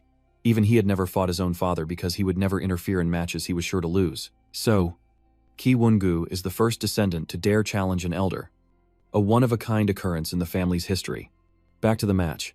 After both grandfather and grandson warmed up, the grandfather immediately took a sword stance, preparing to guide him through the first move. Ki-Won-gu knew he was bound to lose, but he aimed to gain experience, refusing guidance and declaring his intent to challenge the strongest swordsman and find his own enlightenment. Hearing his grandson call him the strongest swordsman filled the grandfather with glee. Ahem. Don't get ahead of yourself. I'm just considered one of the stronger ones. Immediately after, his grandfather asked him if he thought he could face stronger swordsmen by experiencing his swordsmanship. He confirmed this with his grandfather, but in reality, he only wanted to learn how to withstand his pressure and temper his resolve. And it seems his grandfather liked Ki-Won-gu's impressive insight, so he immediately went for it. Of course, he wouldn't show his full ability in a match. Even so, he could still feel his grandfather's terrifying power, so much so that the system kept flashing red, warning him that he was facing severe pressure, and all stats had dropped by 80%. The sparring match begins, but his grandson is careless, prompting a stern reminder in a real fight. You'd be dead. Look me in the eyes, I know you're afraid. But you can't give up unless you face this head-on. However, Kyung-gu's cowardly instincts surged, and his grandfather immediately unleashed an attack, sending him flying into a wall, lying defeated on the ground. He couldn't accept this humiliating loss, especially with the scornful eyes of onlookers burning into him, as if telling him to surrender and accept his cowardly nature, to abandon his pipe dreams. Meanwhile, his grandfather pondered the previous move, because he had intended to push Kyung-gu into the wall, but somehow, he deflected his sword and dodged in that direction to avoid the attack, then shouted to absorb the shock. His grandfather figured this was how he was countering his move, but still, he was just a 1-2-year-old kid. To be able to react to swordsmanship like that was already impressive. Next, Grandpa approached to check on him, inviting and enticing him to continue the fight. I bet you still have some strength left. Want to go again? Kid, because you dodged my attack. I'm sure you won't get hurt again, or if you do, it'll just be a scratch from rolling around. However, Kyung-gu knew the next match wouldn't be any easier, and he wasn't confident he could dodge again. Without instinct, it would be impossible. But he hadn't gained enough courage yet, so he didn't know what to do, quit or continue. Just then, the system suddenly announced that Kyung-gu had acquired a new skill, Courage Level On. With things looking up, he declined to fight his grandfather. After that, his grandfather didn't give him any trouble either. Besides, thanks to the little troublemaker Kyung-gu, everyone would have to challenge his grandfather, starting with his own father. But Kyung-gu noticed that his father had been acting strangely ever since his grandfather said something during the match. When he asked, his father just said it was grown-up stuff he didn't need to worry about.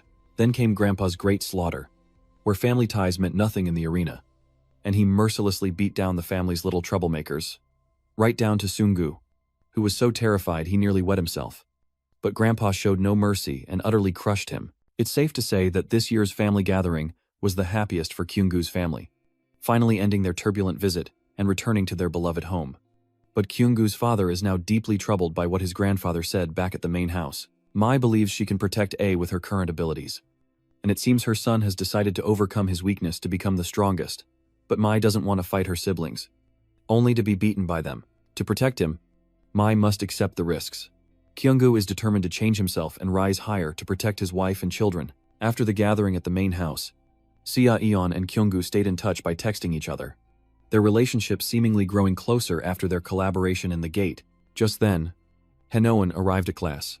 At first, seeing him texting, she assumed it was Seung-gu, but he said it was his cousin. Hearing it was a girl, she asked if she was pretty. Of course she asked, because most of the female characters in the game are beautiful, outstanding, and have amazing figures.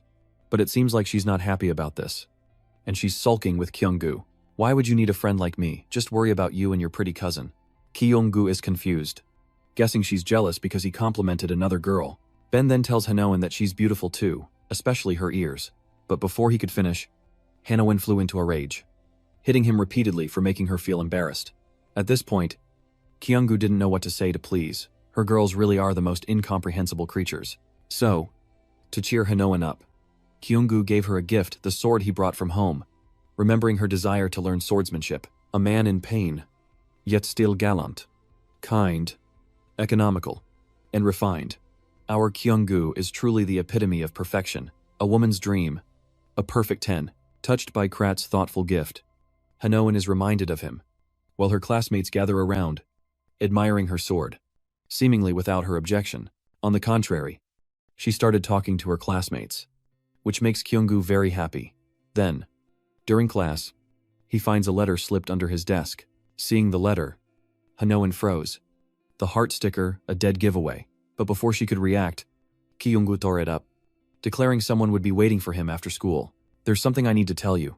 Lately, Kyung-gu has changed. He's not shy anymore, but cool and confident.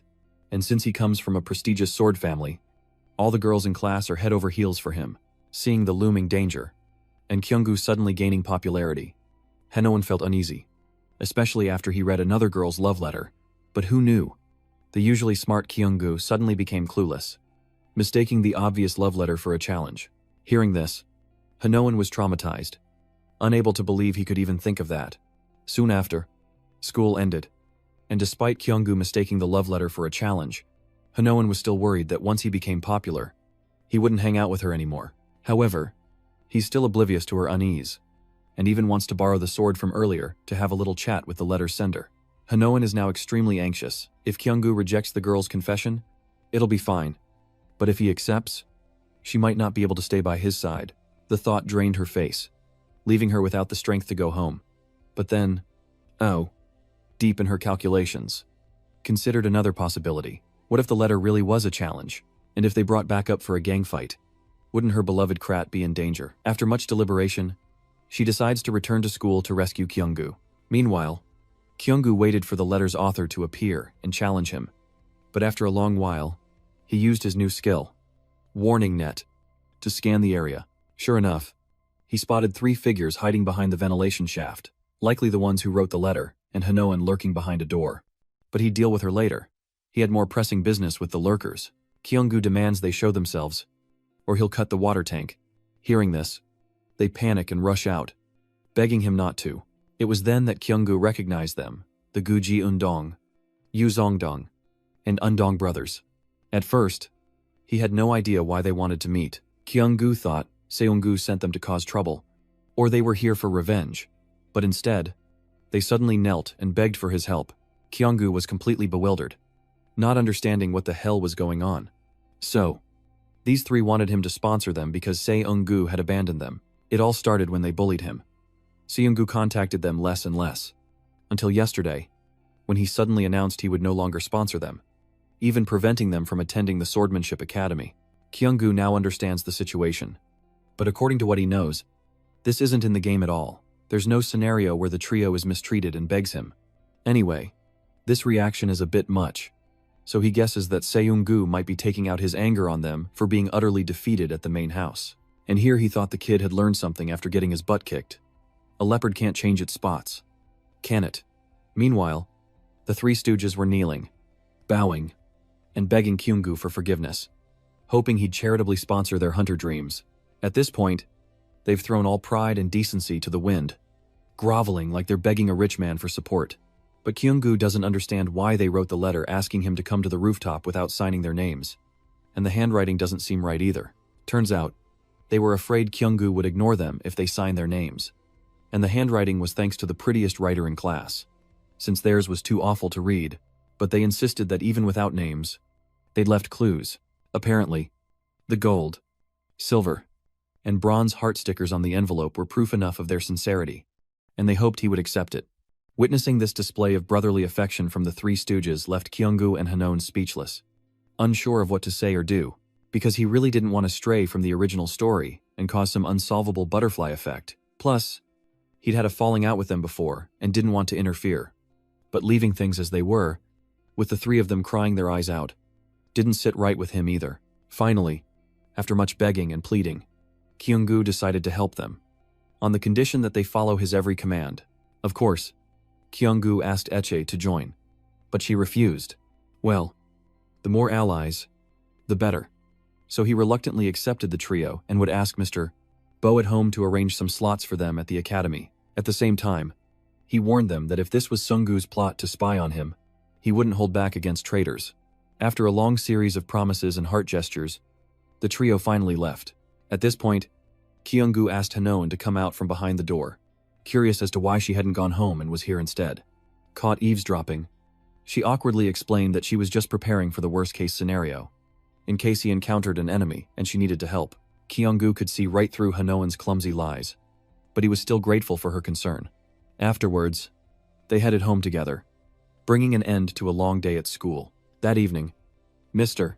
Bo told Kyung-gu that the person he needed, Hong Zina, would arrive tomorrow, under the clear blue sky, with sunlight gently bathing the familiar house.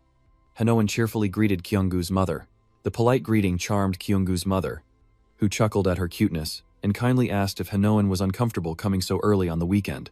Kyung-gu, equally delighted, greeted Hanoan with a bright smile, while Hanoan, a bit shy, thanked them for inviting her over. Hanoan happily runs ahead, eager to pet the pure white bunny, its long ears gently swaying, zaying her excitement.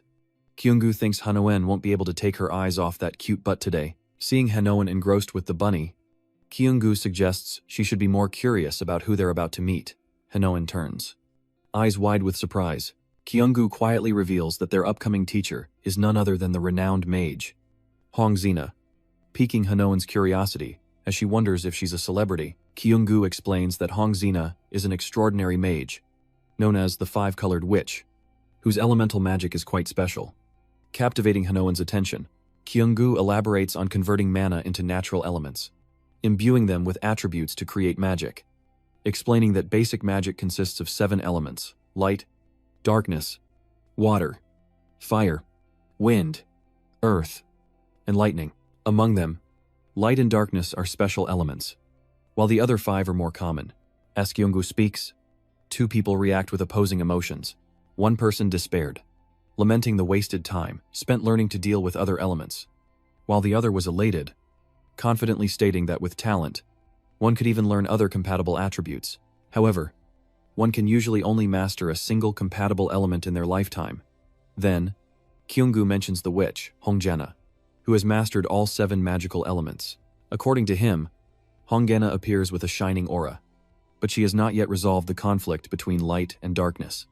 Hence, she is called the Five-Colored Witch.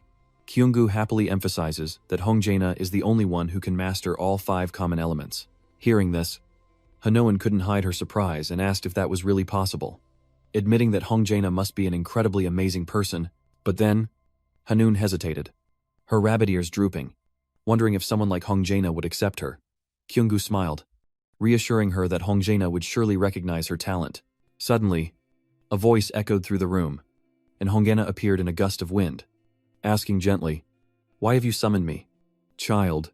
With arms crossed, she advises Kyung-gu with a hint of disdain, emphasizing that a new swordmaster should focus on swordsmanship, not dabble in magic, as it reeks of greed. Her beautiful eyes widen as she sternly declares that swordsmanship alone makes magic pale in comparison. Looking at the 2 nervous children before her, she asks Kyung-gu if he thinks it's a childish joke to want his friend to study with her, to which Hanoan politely bows and responds. Kyung-gu felt awkward, realizing Hong Jin-ah had reason to criticize the untalented, but he resented being judged during his break. Hong Jin-ah stated frankly that she came at the Sword God Society's request, but if the 2 children didn't measure up, she'd leave immediately. Kyung-gu secretly hopes that even though she's being sarcastic, Hong Jin-ah will change her tune if she recognizes Zeon Hanoan's talent, and excitedly asks her to confirm it now. Hong Jin-ah laughs, agreeing that it will be done, thinking to herself that she'd heard Hanoan was shy, but didn't realize she wanted to learn magic to compensate for her lack of swordsmanship. She reaches for the black hat, confidently explaining the basic qualities she assesses in Kyung-gu and Hanoan, including the amount of mana in their bodies, mana resistance, application skills, and control, all essential for mana manipulation. She proudly puts on the witch's hat, claiming everything will be done using her artifact. The Beast Magic Hat. Kyunggu and Hanoan quickly realize she's showing off her abilities.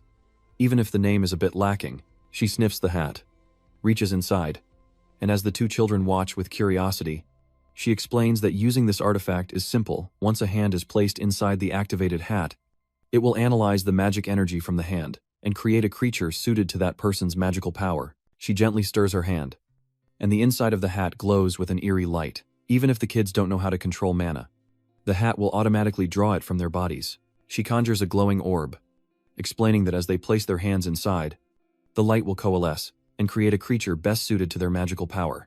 Hong Xiana held out her hand, letting the orb of light float upward, leaving a trail of shimmering light, and whispered, "Watch closely."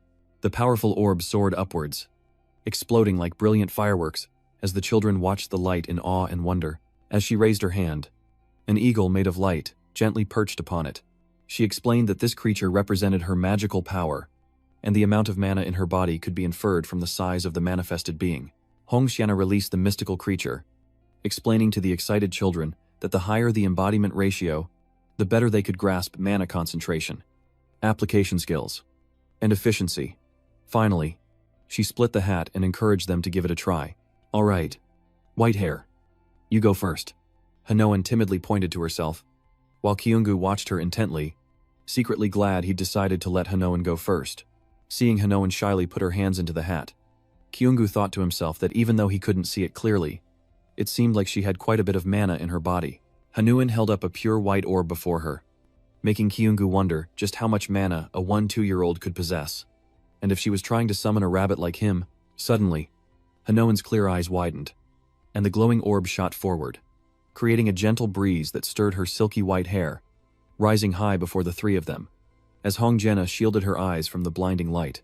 As a colossal being materialized, casting a vast shadow over them, someone exclaimed in disbelief. Kyunggu's mind raced with questions, his face paling as the giant creature roared, unleashing a powerful shockwave. He couldn't help but think about his expectations for Hanoan's magical power. He thought a larger creature should have appeared, but now it was a proboscis. Instinctively, he quickly hid Hanoan behind him and begged Hong Xiana to get rid of it.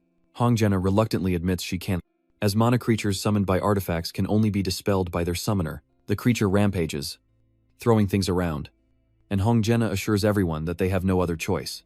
She explains that if Hanoan can't control the mana, they'll have to wait for it to dissipate, or Hanoan will have to disrupt the creature's consciousness or knock it unconscious until the mana fades.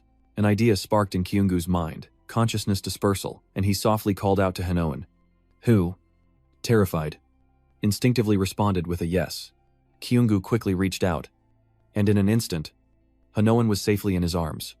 Her face flushed with surprise, Kyunggu took the lead, telling her to close her eyes and focus on the rhythm of his heart, urging her to count each beat. Though a bit shy, Hanoan complied, focusing on the strong, steady beat, while on the other side, the elephant grew more frenzied, its illusionary feet poised to crush them both. Hanoan focused even harder, listening intently to Kyunggu's heartbeat despite her worry. As the radiant elephant charged towards her, its light dazzling but dangerous, and she cried out in despair. Just in time, Kyunggu appears, shielding Hanoan with his small frame, driving away the elephant's gaze. That was close. Kyunggu sighs. Relieved, holding her tight, he anxiously asked if she was all right, when Hong Xiana suddenly appeared, praising Hanoan's potential to become a great witch and offering to pass on her magic. Hong Xiana places her hand on the girl's shoulder, sincerely inviting her to become her disciple. And at dinner, Kyunggu's father happily asks if Hanoan's magic test revealed her magic to be an elephant. Kyunggu excitedly agreed, and Yeyun chimed in that it was a black elephant. Kyunggu hadn't missed a single detail of Hanoan's master's words, that the elephant's size represented her enormous mana, and the black color meant it was a dark element. Kyunggu's father, ever astute, realized this was a power difficult to master, one that even the five-colored witch sought to claim. Kyunggu wondered if Hanoan's future was bright, and as he hoped, the answer was yes. Suddenly, the boy stopped, tugged at his father, and with a slightly flushed face, slyly asked if their family could sponsor her. His father suppressed a laugh, sarcastically pointing out that this was his true intention, before seriously assessing the situation. That is, if Hanoan becomes a disciple, She can receive foundational support from him. But the question remains how much the five-colored witch will support her. Indeed, Kyungu knows that she is now in a different position. Once the artisan accepts a disciple, they'll fully support her. And the Kyungu family only needs to help with her studies. Kyungu answered, but his heart was heavy with thoughts, knowing he worried Hongjena wouldn't want to be involved with his family. But deep down, he was happy she'd found the right environment. By ensuring she has the resources and opportunities to prevent her from becoming a dark witch, he wonders if she'll be okay now. But Kyungu is a good guy. And he tells himself he still has to work hard to make Han Yul a mid-level boss. As he ate, his father asked if he was planning to learn magic, and Kyungu casually replied that he would, as it would support his swordsmanship. No sooner had he spoken than his mother and sister's eyes sparkled, eager to know what his creature was like, and he recalls the moment Hongjena curiously asked what creature would emerge from him. The child of the Divine Sword Clan. Kyungu focused his energy into his hands, and unexpectedly, a cute, pure white lion appeared. He answered everyone honestly, albeit reluctantly, and his whole family rejoiced. He was showered with praise from his parents and little sister, being called a great mage and a talented son. But our main character could only force a smile. He honestly thought he was happy to be compatible with magical elements. But after Hongjena and Hanyeon's comments and uproarious laughter, he learned that he didn't have much mana in his body. But luckily, it was balanced enough for him to fuse and support his swordsmanship. Hongjena laughed to tears, secretly finding him interesting, and finally said that since she had already accepted Hanyeon as a disciple, she would accept him as well. Thinking it would be helpful for her research, Kyungu couldn't laugh because the rabbit-headed spirit beast reminded him of his weak past. Kyungu clenches his fist, determined to seize this chance to master magic. And so, they dove into learning magic from the five-colored witch. And 12 years passed. Then one day, his father happily announced that, though the results weren't final, they'd declared him the next head of Regulus. The whole family celebrated. While Men was shocked that his father had risen to power, he's shocked as his father doing this for him. His father never had any ambition to compete with his older brother. As his family stepped back to manage, seeing his affectionate parents, he realized his father had truly become the second head. He worriedly asked if his father wasn't afraid of competing with his brothers, but his father cheerfully said that even if he caused trouble, there was nothing to worry about. Kyungu was speechless, seeing his family planning a party, still bothered that his father thought he was causing trouble. But he smiled happily in the end. He didn't know what his father wanted to do, but if his father liked it, he would sincerely support him, and so he did, happily congratulating his father. Time passed. Seasons changed, and they continued their lives, some studying, others diligently training. Little by little, everything changed, and the five-colored witch, Xena, finally mastered 7 types of magic.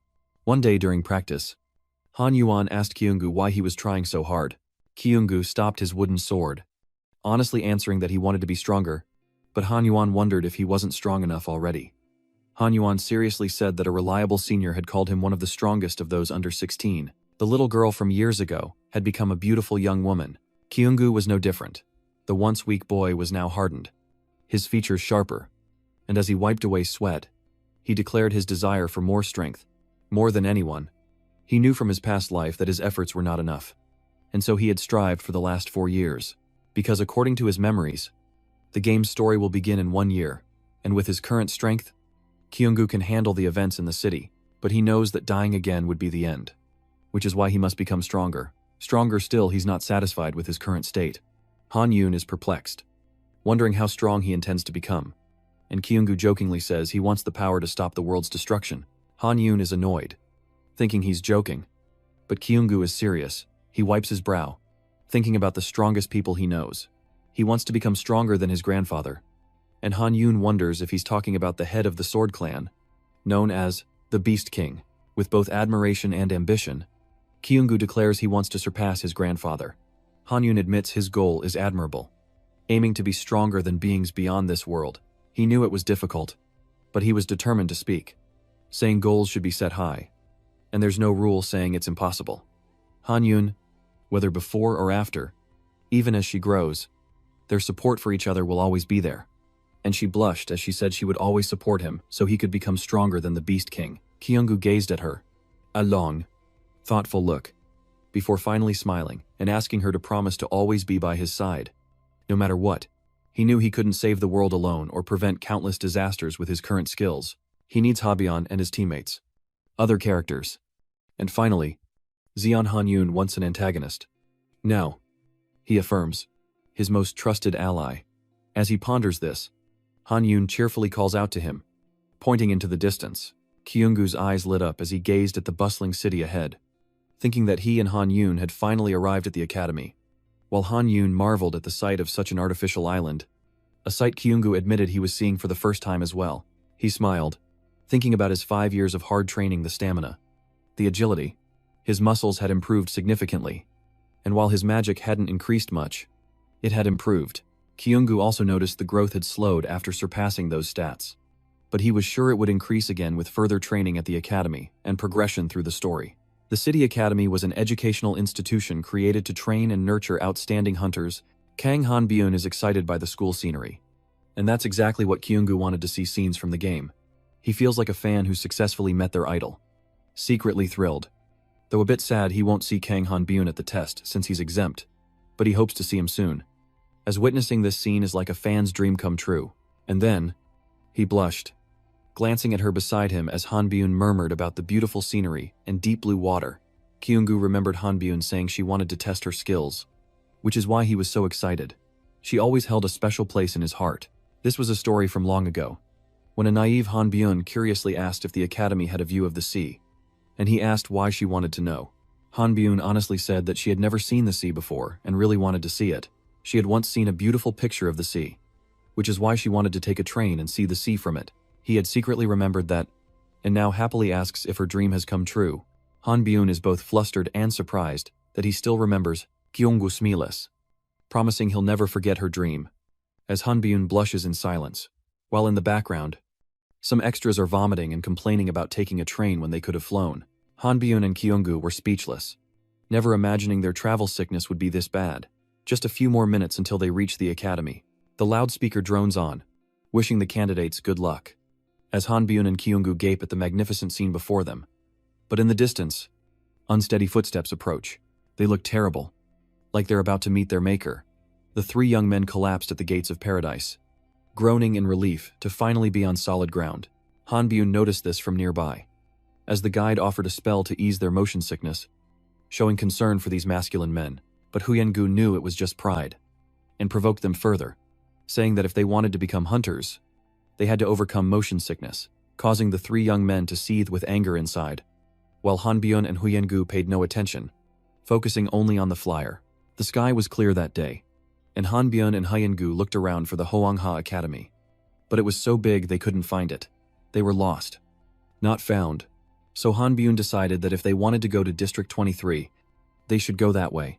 But as they searched for directions, something suddenly caught their attention, causing both Huyen-gu and Han-byun to turn around. It was a cute girl asking if they were headed to the Hoangha Academy.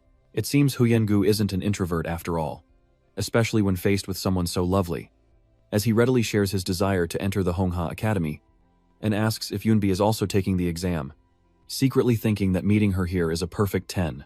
To describe Go Eunbi, she's part of Kang Han-byun's group, and despite claiming to be introverted, she's actually cheerful, sociable, and well-known at the academy.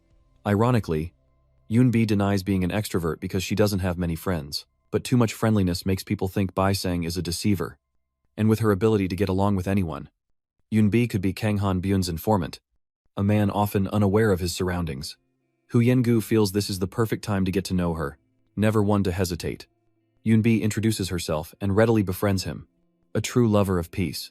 She happily calls for fair competition instead of conflict. If she were a spirit animal, she'd definitely be a puppy. Yoonbi then shows off her social skills, complimenting Ki Yoon-gu's companion on his hair, which she noticed on the train, saying it was both beautiful and strong. But Han-yoon simply hid behind Ki Yoon-gu and turned away, revealing a face as pale as death. Being bright and energetic was truly difficult for her. Hwan-gu advises him to just follow the formula, but Han-yoon is used to him, while Yoonbi isn't. Yoonbi is like a giant, tail-wagging puppy, and Han-yoon is like a little rabbit. Seeing her panic, Ki Yoon-gu introduced Han-yoon to Yoonbi and explained the situation. But just then, a girl started calling out Yoonbi's name, searching for her. So Ki Yoon-gu quickly told her they were looking for her. Yoonbi cheerfully bid farewell to her new friends, eager to meet again. while she and Han Yun shyly waved goodbye, thinking Yunbi was the ultimate extrovert, with perhaps even more friends than their entire family. Just as things calmed down, Kyungu told Han Yun it was time to leave, a sentiment echoed by the three Yu brothers.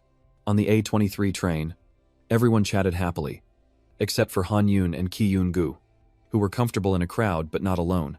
Kyungu gazed at the sky, as if trying to take it all in, when suddenly, black holes appeared portals, and there were many more portals within the city academy. If the gate problem can't be solved, the erosion rate will increase, meaning the end is unavoidable. As if realizing something, Kyungu makes his decision he can't give up. But life throws him a curveball when he's greeted by a scarred man. A terrified boy tries to run home, and Han Yuan wonders why someone would flee before the exam, guessing it's the fear of death before submitting the pledge. Reading the agreement again, Han Yuan noticed the academy wasn't responsible for any incidents, but Kyungu, ever the optimist, encouraged her to believe in herself. But Kyungu notices something else. Isn't that Se-Eungu over there? Seeing this, Kyungu is hopeful that Se-Eungu will participate in the exam since they're the same age, but they'll likely be on different teams. So we'll see. At that moment, everyone received their notification slips, and the broadcast announced for everyone to take their positions. Han Yuan is shocked to see that the exam pass is shaped like a badge, even though they said they'd issue positions in a week. But Kyungu thinks otherwise. And so, the path to becoming a hero opens, and Han Yuan knows he can't be late for this renowned annual aptitude test. The host then begins the opening remarks, officially starting the exam. He laid out the basics of the exam, highlighting key points, the types of questions, and their color-coded categories. The host also emphasizes the importance of the survival index and the use of the survival card, which is used to measure one's survival index in case of emergencies. The host also thoroughly explained how to use the survival card, and after finishing, his expression changed. The Yu brothers, along with Hang Yun and Sung Woo, watch anxiously, hoping for the best, as the Yu brothers gather to recruit team members, but Ki Woo refused outright, preferring to work alone rather than find teammates, much to the dismay of the Yu brothers, who were fervently trying to form a team. As everyone frantically searches for companions, chaos ensues. But the introverted Ki Woo finds it all pointless, seeing teamwork as nothing more than carrying extra baggage. Ki Woo explained that forming a group stemmed from a lack of confidence and the inability to maintain their title, infuriating the Yu brothers, who had no rebuttal. Ki Woo added that they would have too much to handle in a week, so they should focus on themselves. Ki Woo believed they could solve their problems without him, which didn't sit well with the Yu brothers, who were barely holding it together. Unable to persuade them, the Yu brothers angrily demanded a fight, but he refused to be drawn in. Seeing the Yu brothers were finished, Ki Woo told Han Yuan to head to the hotel, saying they'd meet again tomorrow. But Han Yuan wondered if Ki Woo shouldn't separate himself. But since their rooms were close, they could explore together. But life is a harsh reality, and Han Yuan suddenly ran out of energy. Han Yuan and Ki Woo stare around in shock, realizing a computer error has placed them in the same room. The receptionist bows deeply, offering a sincere apology. The receptionist explained that a sudden surge in participants caused the rooming error and offered a refund to keep them there. But Han Yuan was still in shock. Though she says she's fine, she's anything but. Reluctantly accepting the situation, she's far from okay. Entering the room, she notes how spacious and clean it is. Ki Woo was grateful the room had 2 beds, but Han Yuan was already a mess. She prayed and tried to calm herself, while Ki Woo could only watch and offer what comfort he could. He sighs, a mix of helplessness and affection, and chuckles to himself. Ki Woo doesn't push Han Yuan, and resigns himself to sleeping elsewhere.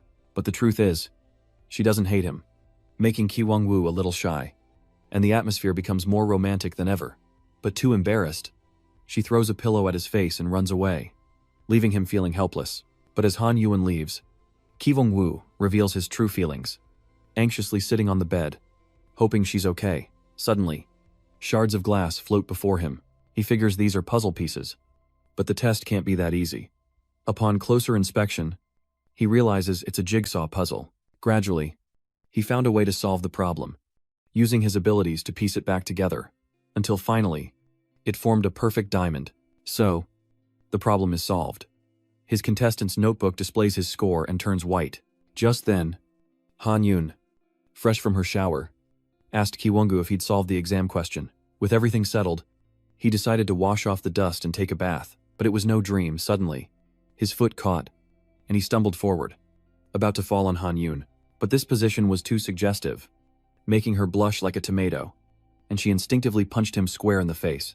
After the incident, Han Yun ignored Kiwongu the next morning, visibly dampening his spirits. The nights were noisy, and he couldn't sleep. Excess mana, ignored, created spatial tears that spawned monsters.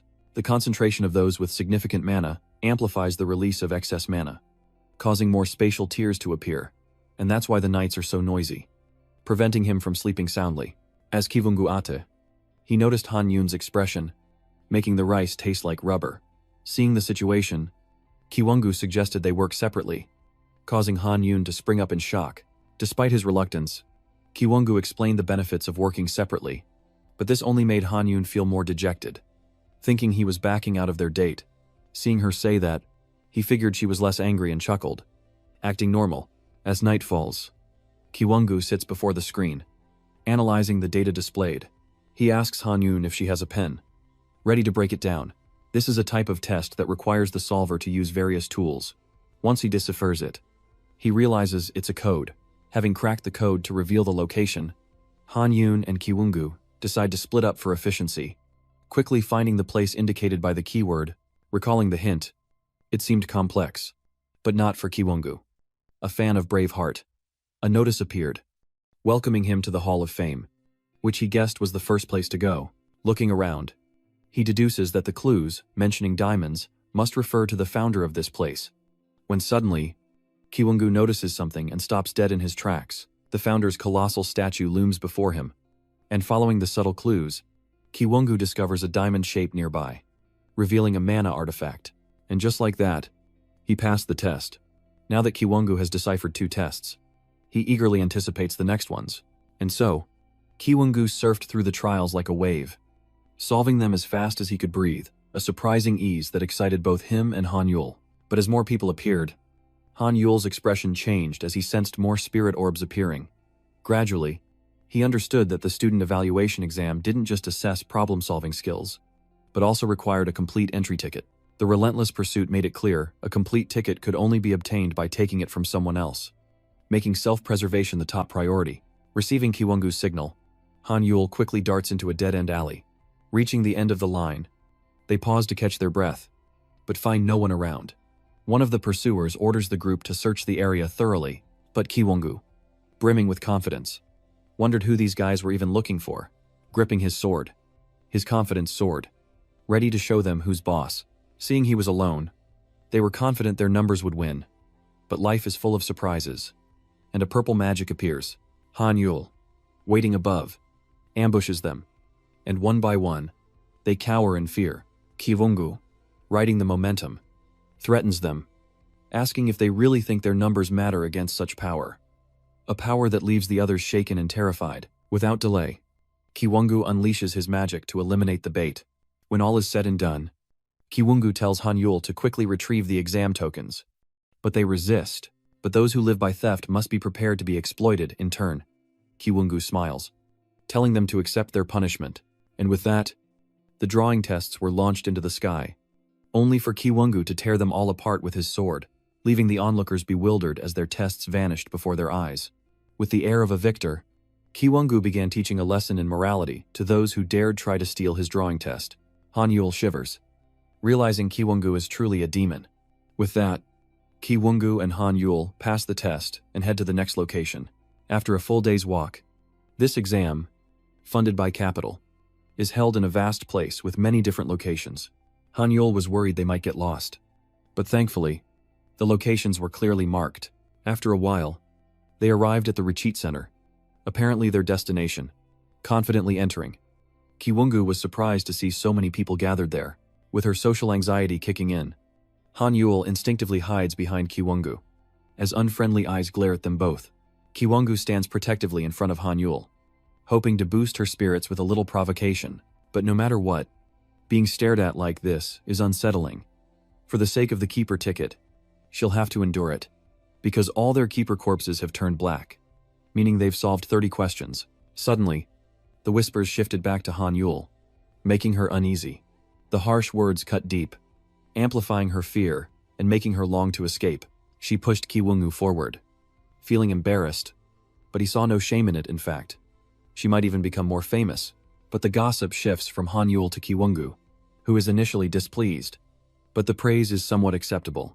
But when they mentioned his past as the sword god's rabbit, he froze, speechless, unable to grasp what the rumors were aiming at. Bringing up that past is something he never wants to remember, making Kiwongu want to hide his face. But times have changed, and he's in a different position now. Recently, he's even been known as a lion. The whispers continued to swirl, making Kiwongu's blood boil as his fists clenched. Ready to strike, a voice calls out, and Kiwongu regains his composure, seeing the Yu brothers standing there. And then there was Unbi, approaching the three Yu brothers.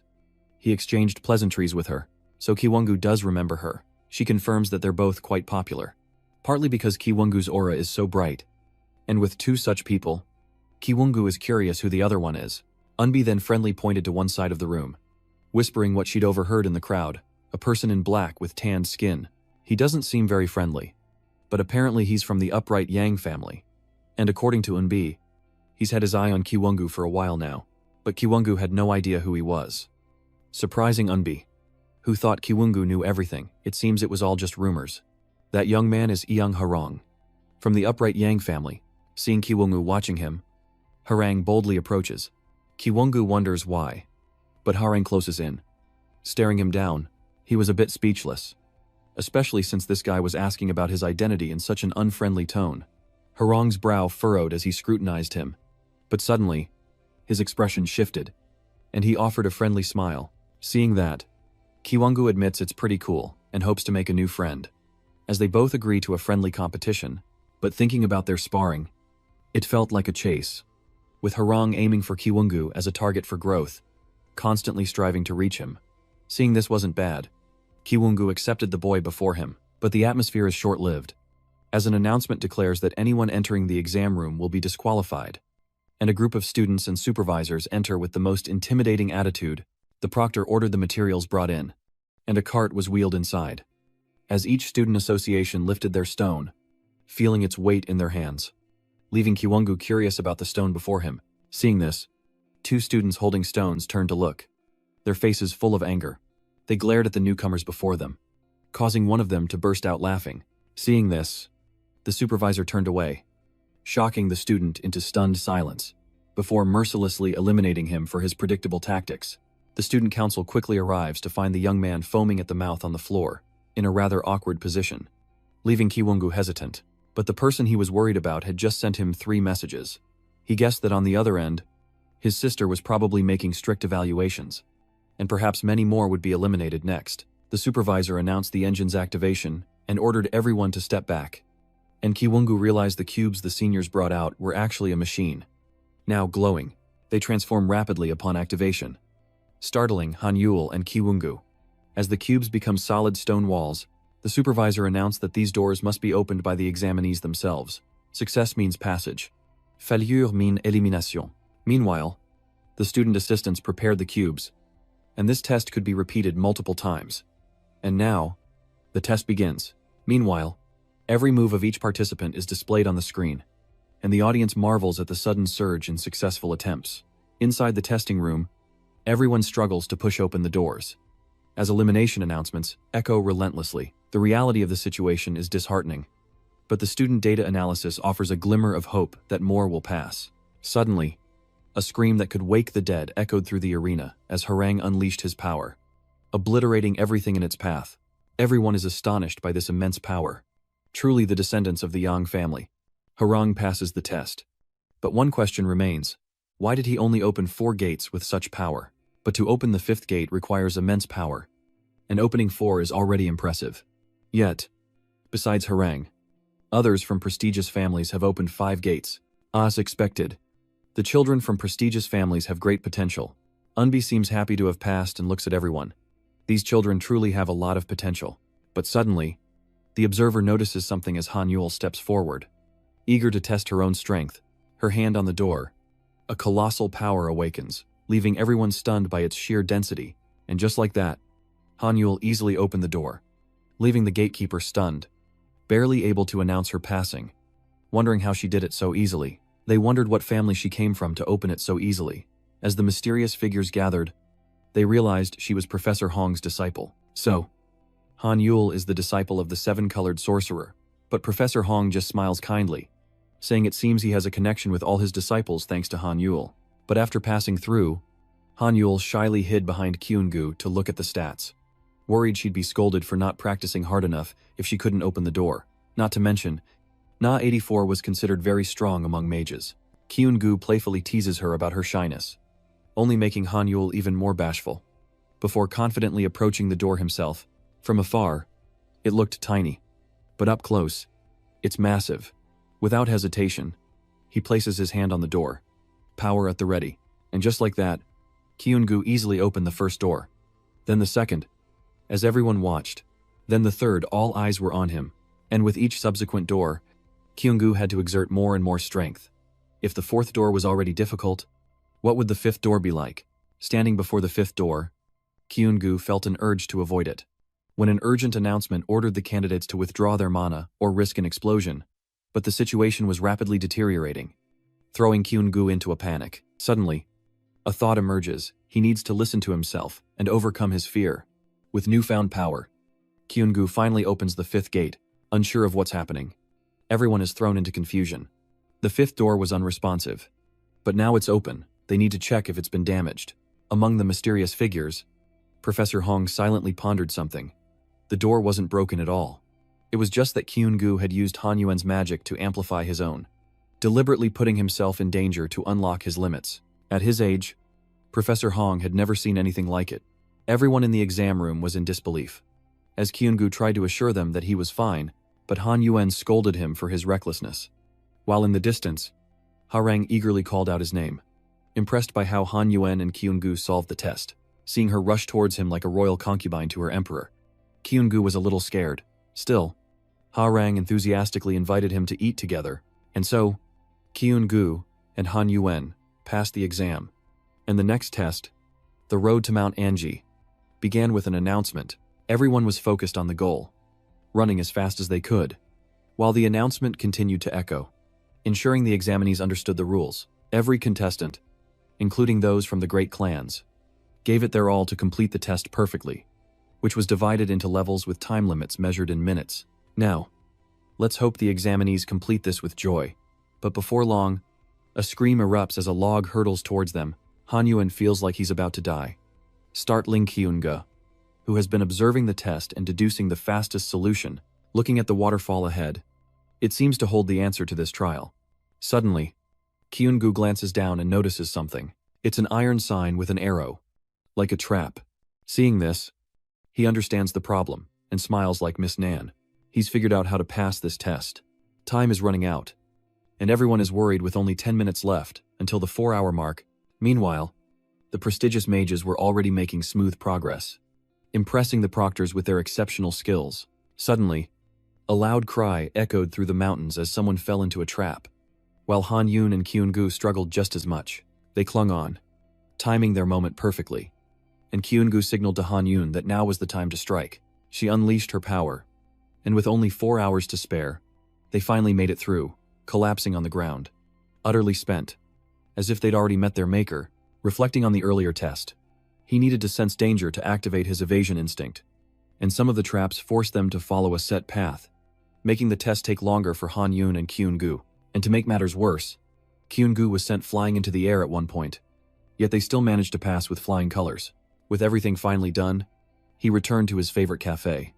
Appreciating its decor, he always felt comfortable and even a little happy here. Despite it being from his past life, suddenly, someone arrives to congratulate Han Yun and Kyungu on passing the test, asking Han Yun if he's prepared for the third round at Seun. Both are happy to see her, especially Kyungu. While Han Yun just stares blankly at the two of them, they all sit down to enjoy tea, and Seun gently asks how her younger siblings are doing, leading to a warm conversation. Kyungu is genuinely happy to respond to Seun and ask about her current situation, but Seun couldn't reveal any more information about the upcoming exam, as that would truly be cheating. So out of love, instead of giving them answers, Seun chose to give them advice, which they eagerly awaited. Seun analyzes data from past practical exams and the conditions within the tests. especially the 4th and 5th rounds for Kyun-gu and Han Yoon, leading Han Yoon to deduce that physical or magical attacks will be used against monsters, which is entirely possible. After receiving Seun's advice, both Kyun-gu and Han Yoon felt much more confident, while Seun quietly sighed, hoping her younger siblings would pass the test. They talked until it was time to part ways, Seun carefully reminding Kyun-gu and Han Yoon to be wary of hidden dangers, especially at night in the academy, which was unlike the outside world. Suddenly, a blood-red eye appears from the darkness, and a demon approaches the people, curiously seeking candidates for its doll. The next day, at Dimensional Association Hall 206, all examinees were ordered to gather as the proctor began to announce the details of the 3rd and 4th tests. Kyun-gu realizes that from now on, they won't be returning to the dorms. But living beyond the gate, something must have happened. Rumor has it that those who commit serious crimes or betray the Hunter's Code are called villains. Some even replace their hearts with special crystal shards. A most inhumane act of magic. These beings have red eyes and seek mana from living creatures, having lost nearly all ideals, the most infamous of them being the deceitful witch, Lee Ga-yeon. And now, she officially enters the game. If so, last night was the perfect time to snatch a student's body. As the weaker students had just been eliminated, Kyun-gu relentlessly tries to deduce Lee Ga-hyeon's actions, concluding she's a dangerous individual who collects and hunts talented students. If that's the case, he needs to be ready. A notice appears, informing him that he has entered the exam, but all was for naught, and he faced the demon beast in dismay. This dark and ancient exam space offered no sign of Lee Ga-hyeon, but thanks to that, Han-eon and Kyun-gu easily passed the test, ranking at the top. Shocking everyone watching, Kyun-gu struggled to stay alert, analyzing Lee Ga-hyeon's potential appearance, and as the other examinees awaited the final test, he turned to observe it closely. If he and Han-eon couldn't face Lee Ga-hyeon alone, they'd have to seek help perhaps from Kang and Buell's group. Seeing Harang's agreement, Kyun-gu, still unadjusted, wanted to curse, but it was a perfect opportunity to defeat Lee Ga-hyeon's clone and weaken her. Just then, a foot appeared, and everyone began the 5th test, and the explainer will be GAM Kang Academy's president, the Star Witch, President So Hyun. Seeing the president's aura, everyone was surprised because of her reputation. She's extremely powerful and cool. The president's soothing voice echoed throughout the hall. Hyun was recognized as an incredibly powerful mage, and for good reason. She possessed a magical weapon, a satellite orbiting the academy city. Furthermore, she was a key figure in one of the bad endings, making her a formidable opponent, and not of the same generation as his grandfather. So Hyun was not someone to trifle with. But damn, he realized this appearance had distracted him too much, and he needed to focus on the exam.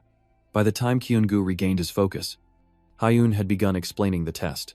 And if Hyun herself created this test, it was going to be tough. Slowly, Hyun revealed the test to the candidates, a token war. She explained the rules, and Kyun-gu sensed that, even though the explanation sounded simple, nothing in life is free. Looking at his phone, he's drenched in sweat. As the scoreboards are transparent and the stats are clear, she further explains that if a 100-point body is chosen, regardless of color, contestants must collect bodies totaling 200 points, including their own, gently pressing a button. The system displays the terms to be understood in this test. Hyun focuses on analyzing the strategy she needs to pass the test. When an announcement declares the test has officially begun, and the black aptitude candidates will go first, Kyun-gu now contemplates how to capture Lee Ga-hyeon's doppelganger, analyzing his opponent like a book, and knowing her madness turns people into puppets. He's determined to stop her before she destroys everything. Han-eon turns to Kyun-gu with the battle plan, but he remains ever optimistic, leading her to wonder if he'll be alright without her. Yet Kyun-gu is instinctively optimistic. It certainly raises suspicions, but just as he was getting excited, Kyun-gu suddenly calmed down. Han-eon wondered, what if they were being deceived? But Kyun-gu simplified it, just defeat them.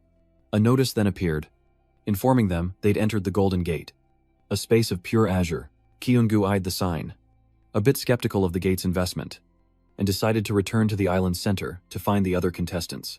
Fearing Lee Ga-hyeon might have taken over someone else's body, following the path through the forest, Kyun-gu pondered the possessed contestants and those who might share his will, however few they may be. When he suddenly noticed something strange, a scythe of death hurtled toward him, and Kyun-gu barely managed to dodge it. The scythe swung relentlessly, and he braced himself to strike back. But his opponent recognized him as a fellow contestant and immediately launched a support attack. It was none other than Yui Ri from the Refinement clan. But she looked a little worn.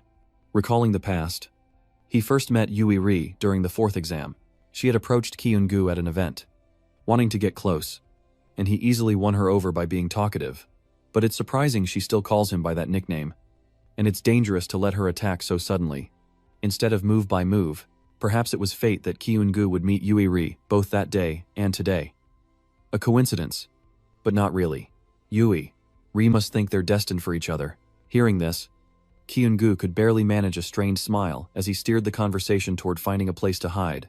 And as he turned to leave, Yui Ri immediately demanded to know where he was going. Her face twisted with a hint of darkness, hinting that they were in the middle of a test, her voice growing more threatening as she questioned why he would leave just as they met. The white-haired woman, wielding a massive scythe, exuded power as she pointed it forward, taunting the protagonist to a one-on-one duel, saying that his departure would ruin the fun, her mysterious purple eyes gleaming. She reveals she witnessed our hero's battle with the final boss rabbit, and she insists on a duel. Or the game won't be fun. She pulls her scythe forward, brimming with confidence.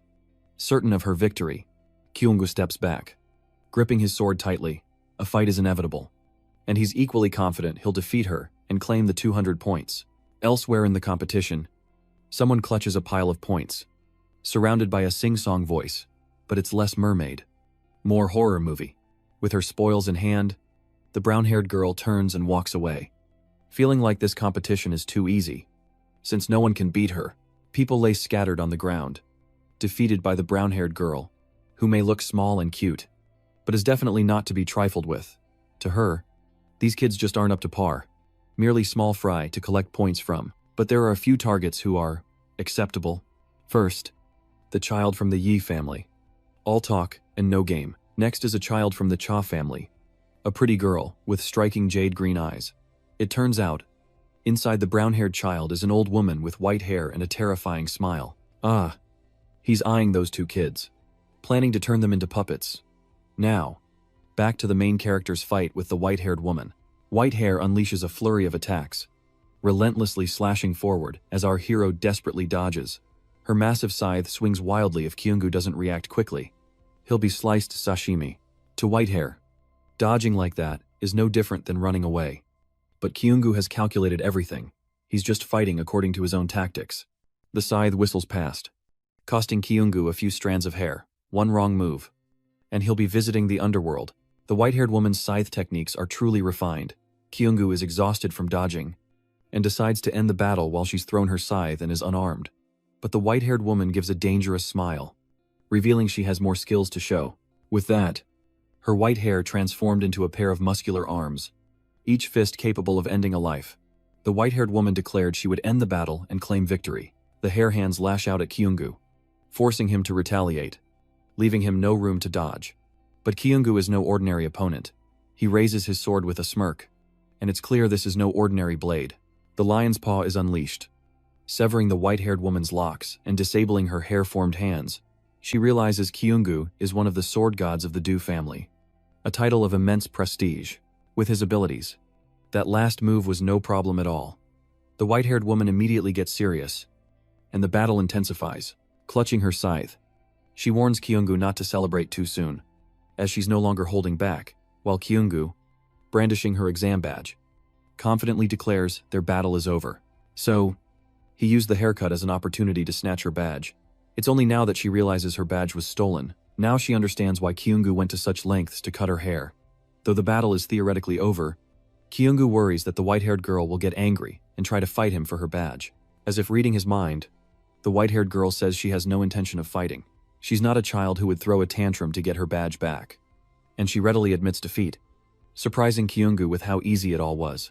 White hair says that because her exam badge is black, no one would dare mess with her, making the exam boring.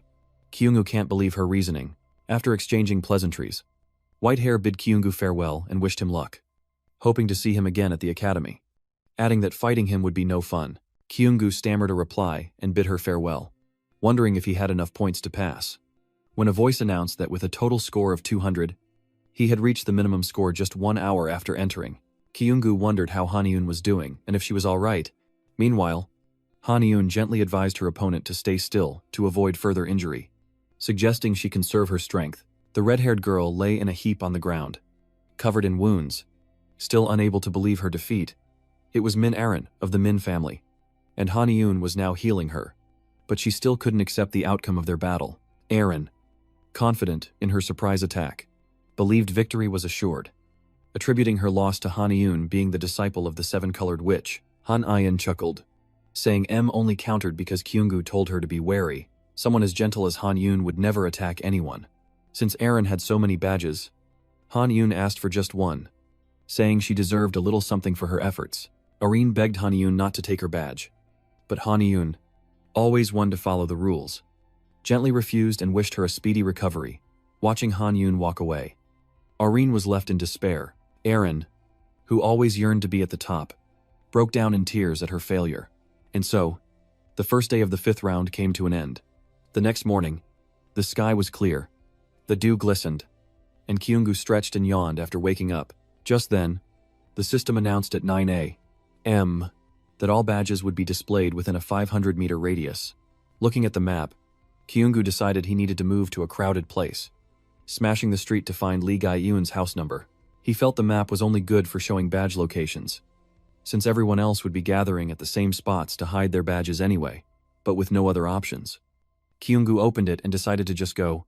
Meanwhile, Hanoan, running for her life, laments that the game never ends. But despite her frantic state, she's collected quite a few badges. Suddenly, remembering Kyunggu, she frantically searches around, wondering where he is. She even muttered about a supply drop at noon, wishing they could meet up. A blonde girl overheard her, exclaiming something, and Hanoan finally noticed her, bathed in sunlight. The girl radiated a dazzling aura. Hanoan realized in astonishment that this was the princess. Legend has it, 200 years ago, during a time of great upheaval, something emerged alongside the world tree, the world's empire, the Greys, and Lisa is their princess. Upon hearing the title of princess, Hanoan was thrown into confusion, terrified at the thought of having to fight one not just in the game, but in the real world as well. Lisa, ever so naturally, recognized the girl before her as the rabbit-eared girl who had made a stunning impression during the first exam, stark naked and flying about. She then approached and greeted Hanoan like an old friend, and Hanoan returned the greeting in kind. Seeing her hesitation, Lisa reassured her that in the exam, all are equal, just potatoes. But because of Lisa's status as a princess, Hanoan still took it as an order to obey. Finally, they get back to the main issue, and Lisa calls out to Hanoan, startling her. Then, she proposes that if they're not going to fight, they should become allies. Because Lisa needs someone to accompany her until she finds her heart, Hanoan was torn, fearing the trouble that might follow if she accepted. But Lisa didn't seem like a viper, and Kyunggu trusted her. After a moment's thought, Hanoan decides to keep things friendly and agrees to cooperate. A while later, the sun is high in the sky. Meanwhile, after dealing with the other contestants, Kyunggu realized it was time for the supply drop. The system gave him the location, and he immediately set off, hoping to meet up with Hanoan. On his way to the supply drop, Kyunggu plans to take both the badge and supplies from any other contestant who gets there first. After running for a while, Kyunggu spots the first supply box. But someone has already claimed it. It's an acquaintance, Go Eunbi. But Eunbi wasn't alone. She was accompanied by a group of her teammates. Kyunggu observed that Eunbi seemed to make friends wherever she went. She then asked about Hanoan, but Kyunggu hadn't met this bunny-eared girl yet. So Eunbi kindly suggested they have lunch together. Kyunggu agreed to join, and as they walked, they asked Han about their spoils, when Eunbi suddenly inquired about someone, a woman. According to her description, she acts as a judge, creating trials for others to test their abilities. Failure means losing their badge, while success allows them to keep it. Hearing this, Kyunggu was fairly certain Eunbi was talking about Lee Ga-hyun, but to be 100% sure, he asked Eunbi to describe her appearance. Eunbi replied that she looked quite petite and peculiar with a gold badge, wielded dual swords, and seemed quite tanky. Eunbi added that she seemed to be looking for the person who collected the most badges. Hearing this, Kyunggu grinned, feeling like he knew how to lure Lee Ga-hyun in, and then proposed a collaboration with Go Eunbi. First, after collecting all the badges from Go Eunbi and her teammates, they would enact a strategy directed by Go Eunbi, who would feign fear of the swordsman from the Divine Sword Clan. Kyunggu, and then rally other teams to cooperate in confronting him. She added that they could earn over 1,000 points in a single night. A theatrical performance. Hearing the enticing offer, a host of contestants supported and joined, at which point, Kyunggu would reveal himself, unleash his skills, and take everything from them. But that wasn't his main goal. He wanted to cause such a stir to attract Lee Ga-hyun's attention. And he was right. Lee Ga-hyun, perched in a tree, had been watching and assessing everything, finding him interesting and looking forward to seeing Kyunggu's pained expression. As night fell and the day's events concluded, everyone returned home. Looking at the badges in her hand, Eunbi couldn't contain her joy, thanking Kyunggu, who reminded her to share his portion as well. Eunbi felt uneasy that Kyunggu contributed the most, but he saw it as everyone helping each other, so an even split was natural. Eunbi thanked him profusely. Looking around, he was a little disappointed that Lee Ga-hyun didn't appear, but from the intuition of his inner power, he could always feel that gaze following him. And finally, the woman with the mysterious golden badge. He couldn't recall her face, but the badge shone brightly in the night. He guessed she was waiting for the right moment to give him a surprise, but it would probably be tomorrow. Since it was the final exam and also the last chance, Kyunggu had been waiting for this moment. And as he hoped Lee Ga-hyun would hurry, a red rift suddenly appeared. A voice echoed from the rift, declaring that they would seize this night, and the one to suffer would be the child from the Divine Sword Clan. As Kyunggu predicted, Lee Ga-hyun would seize tonight as her golden opportunity. Using the spirit soldiers behind her, Ga-hyun announced that everyone had a task to fulfill. As night falls, the staff is thrust into the ground as a focal point. The weary Arin feels a pang of hurt, unable to break through her limits and far from a thief. Remembering what just happened, she attacked the passing contestants. The more she thought about it, the more sense it made. She's a mage, so Arin's doing well. How could anyone get 200 points overnight? It's a piece of cake. But just then, something in her skirt pocket vibrated, startling her. A system notification about the gate appeared at that exact moment, making her wonder. The other examinees are heading to that spot at 9:00. Should Arin take a little more from them? But suddenly, another sound echoes, startling Arin, who turns around. She braced herself, but the monsters were overwhelming. And then a creature appeared that should only exist on the island terrain they'd just passed. A monster roared and charged, leaving her no time to think. Her legs reacted instantly, and she ran. But suddenly, young Harang appears to help her, though she thought he was going to abandon her. He wonders why so many monsters are here. But it's best to tell Kyunggu before anything bad happens. Turning around, he noticed members of the Min family and quickly apprehended them. But Min Arin's eyes began to glaze over. He seizes the opportunity to grab her shoulder, saying Kyunggu might be in danger, and it's best to go together to save him. Startling Min Arin, who doesn't recognize him and doesn't want to go. But Harang can't ignore a friend in peril, so they need to leave now. But Arin really didn't want to go. She wasn't a man. The blonde girl with Han Yun sensed something was wrong and turned to ask her. Han Yun deduces that the appearance of such a large group of monsters indicates the involvement of a high-level entity, but a rank 3 entity is the highest on this chaotic island, and there's nothing we can do alone. This is truly a quarter hell. Suddenly, she found Kyunggu on the ground amidst splatters of blood. Yunbi was paralyzed with fear, unsure of what to do. But Kyunggu, with unwavering resolve, urged everyone to regain their composure and asked if they were prepared. He didn't expect to be consumed by rage alongside the monsters, as they appeared one by one, targeting the students, not only harming others, but also possessing intelligence. Ga-hyun must be serious about this. Kyunggu bravely steps forward to hold off the monster, telling everyone to run. But unlike the movies, Yunbi agrees to flee. The baboon now faces Kyunggu alone, realizing it's stronger in the dark, dashing forward as if surfing a wave. The baboon monster was no match for him.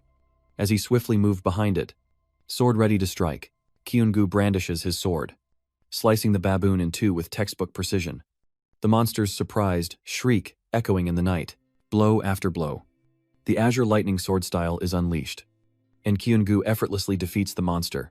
But it's not that simple. Kyunggu figures Yunbi must have escaped, and he's stuck here, so he has to eliminate them all. Quickly, a girl, answering Kyunggu's call, explains she didn't intentionally wait for him here alone. Drawn by the scent of the wind, Ga-hyun introduces herself to Hyungu, suggesting they unleash the market keepers to deal with the monsters. But why not do it together?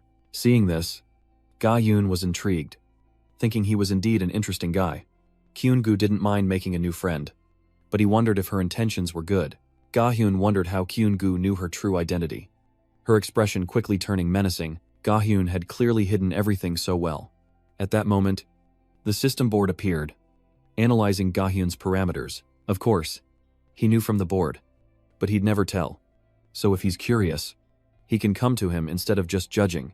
Ga-hyun grinned, enjoying his temper. But he'd better regret it. In the observation room, red alerts blare, signaling an emergency, and everyone is thrown into chaos. The white-haired woman orders an announcement to be made to those in the forest, instructing them to protect the participants and, when the gate opens, to break straight through. She stared at the emergency alert, a sense of unease washing over her as her eyes turned bloodshot. The system announced that pressure was being activated, and capabilities were reduced by 8%. Soon, more warnings flashed, and Lee Ga-hyun laughed gleefully, moving with lightning speed while taunting Kyun-gu that he'd never catch her if he kept running. If he tells her how he figured out her true identity, she'll spare his life. He's a good fit for her, Gu, so she doesn't want to kill him. Kyun-gu, struggling against Lee Ga-hyun's attacks, casts the third form of his sword technique, Lion Guardian, but it was still an uphill battle for Kyun-gu. As expected, the 6 demons were the strongest in the Demon Association. Their power was immense, and in this dire situation, Lee Ga-hyun suggested that he join them. Hearing this, Kyun-gu smiled and replied, "Now you want me to become a demon, you're hopeless." Sorry, but he has to decline. With that, he chanted the sword's awakening. The second king style, Lion's Roar, creates 3 blue slashes, allowing Kyun-gu to counter Lee Ga-hyun. She's thrilled, asking if she should prepare a doll to his liking, and to just let her know she wants them both to live happily ever after. She really likes Kyun-gu. Don't deny her that. She wants to give him a chance. Hearing Lee Ga-hyun's deranged desire, Kyun-gu could only scoff, saying he had to reject such absurd and unconvincing offers. Lee Ga-hyun, should he give her a chance? Does she prefer a rosy, blossoming life, or a hopeless dead end? Kyun-gu unleashes his sword technique, Dialusa, creating massive bolts of lightning that strike Lee Ga-hyun, sending her into a screaming fit as she takes a critical hit and injures her leg. She's furious that he won't listen, so be it.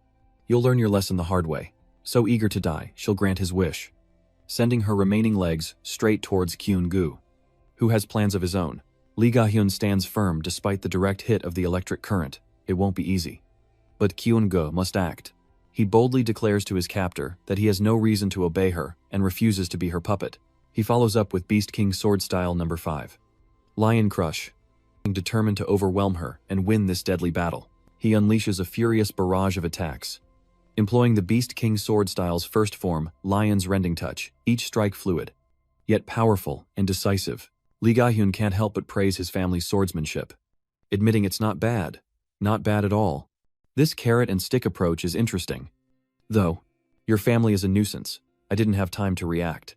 She shot a web at Kyun-gu's arm and kicked him away, leaving him to curse. This isn't going well. She thought she had him. But the tables have turned.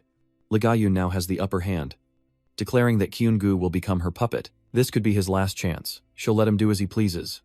But in the distance, a green flare has been launched behind their enemy, a signal Kyun-gu recognizes from their third-round agreement with Eunbi and Han Eun. He struggles to his feet, telling her to focus on surviving now before thinking about the future. Lee Ga-hyun seems confused, asking what he means. But then, she saw a massive, strange purple symbol appear behind her. It was Hanon, arriving just in time to rescue the protagonist, turning the tide of battle in an instant. With a burst, the purple circle descended upon Lee Ga-hyun like a flying saucer, successfully immobilizing her. And Hanon landed, rushing to Kyun-gu to ask about Han. Lisa was there too, asking Kyun-gu if he was alright. He weakly replied that he was relieved they found him. Wondering when Hanon had become so close to Lisa Gray, Kyun-gu asked if she was Lisa Gray, but she apologized, saying there was no time for introductions. The protagonist asked if she had healing abilities, and requested she heal his wounds, to which she agreed. Returning to the battle, Hanon asks Kyun-gu what that thing is, as it appears to be a demon. Kyun-gu warns that it is, but be careful. She's strong. Lisa reassures them to leave the healing to her. Hanon thanked Lisa Gray and entrusted everything to her, then turned to the demon, Lee Ga-hyun, asking if she was responsible for this. Having broken free, Lee Ga-hyun says she didn't really want to do it, to kill him. She then fires webbing at the good guys. But something slices through it. A scythe appears. And its master, Nam Yuri, excitedly greets Kyungu, explaining she sensed a great power and rushed to investigate. It turns out Kyungu is fighting a monster, no, a demon, and she's always happy to see him. Behind her, Yang Harang arrives with reinforcements. Grinning, Kyungu, you're fighting that powerful demon. I'm here to help. And I brought backup, Nam Yuri explained, surprising Kyungu that she'd picked them up on the way. Kyungu realizes Yang Harang has brought Min Arin, and now he and Yang Harang are together. Han Yoon and Min Arin, Nam Yuri and Lisa, see you later. Almost all the main characters in the game are here. And with them, this power, working together, they'd be more effective against Lee Ga-hyun than fighting alone. And Lee Ga-hyun was already losing her patience. She said with a sigh that she was having fun at first. But now this troublesome group had to show up, no matter how many chances she gave Kyungu. She'll now teach these male leads a lesson. She roars. She shoots webs to attack. Kyungu shouts a warning, saying that everyone must have realized by now that their opponent is a demon. One of the 6 demons, the dancing witch, Lee Ga-hyun. And this is just Lee Ga-hyun's puppet. Don't let your guard down. Everyone, Nam Yuri says playfully, especially when the opponent is the dancing witch Lee Ga-hyun. She knew being around Kyungu would be interesting. She'll handle the minions so Kyungu isn't affected. Nam Yuri accepts the challenge, transforming her left hand into the fire dragon's claw. With this change, she shatters Lee Ga-hyun's plans, causing the demon to grind her teeth in resentment. Cursing the annoying trash that dares to block her power, she'll send them all to their ancestors today. As Lee Ga-hyun creates an incredibly strong web of defense, so strong that even Min Arin's fire couldn't melt it. Lee Ga-hyun mocked, asking if Erin's flames could possibly melt her silver silk. Then came Hanoan's pursuit, and Yang Harang's explosive punches, both attacking so suddenly that Lee Ga-hyun lost her abdominal defense. She's caught Yang Harang's leg, partially immobilizing him, and sensing her chance, Kyuno advances, sword in hand, knowing Lee Ga-hyun's power is a serious threat. But thankfully, Nam Yuri and Min Arin are there, with everything under control, and Hanoan and Yang Harang keeping her distracted. Her legs couldn't reach him. This ends here. Lee Ga-hyun must fall. He leaped, unleashing the lion-shattering strike upon his foe. Kyunu alone faced Lee Ga-hyun, sword raised, unleashing a great power. Witnessing his strength, she cursed her inability to defeat them all.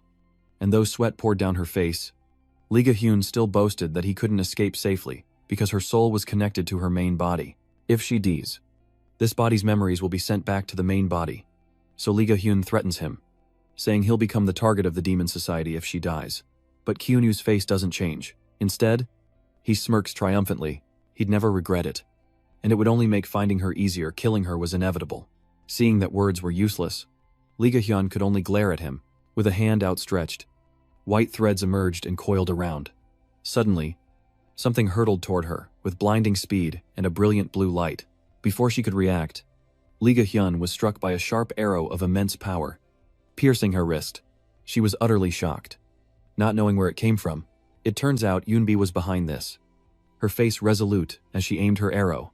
The system also notified her that she had received the passive skill, Eye of the Good Shooter Level 1, which increases hit rate by 5%, replacing her. Ki Yunyu's face darkened as he silently praised Yoonbi's well-timed arrow, then continued to taunt Lee Ga-hyun, believing her soul was linked to her main body, granting her those memories. Anyone who's scared can leave, Ki Eunu declared, displaying his high IQ as he confronted her. He suspected her earlier words were only effective if she successfully left, and Lee Ga-hyun's soul couldn't interfere.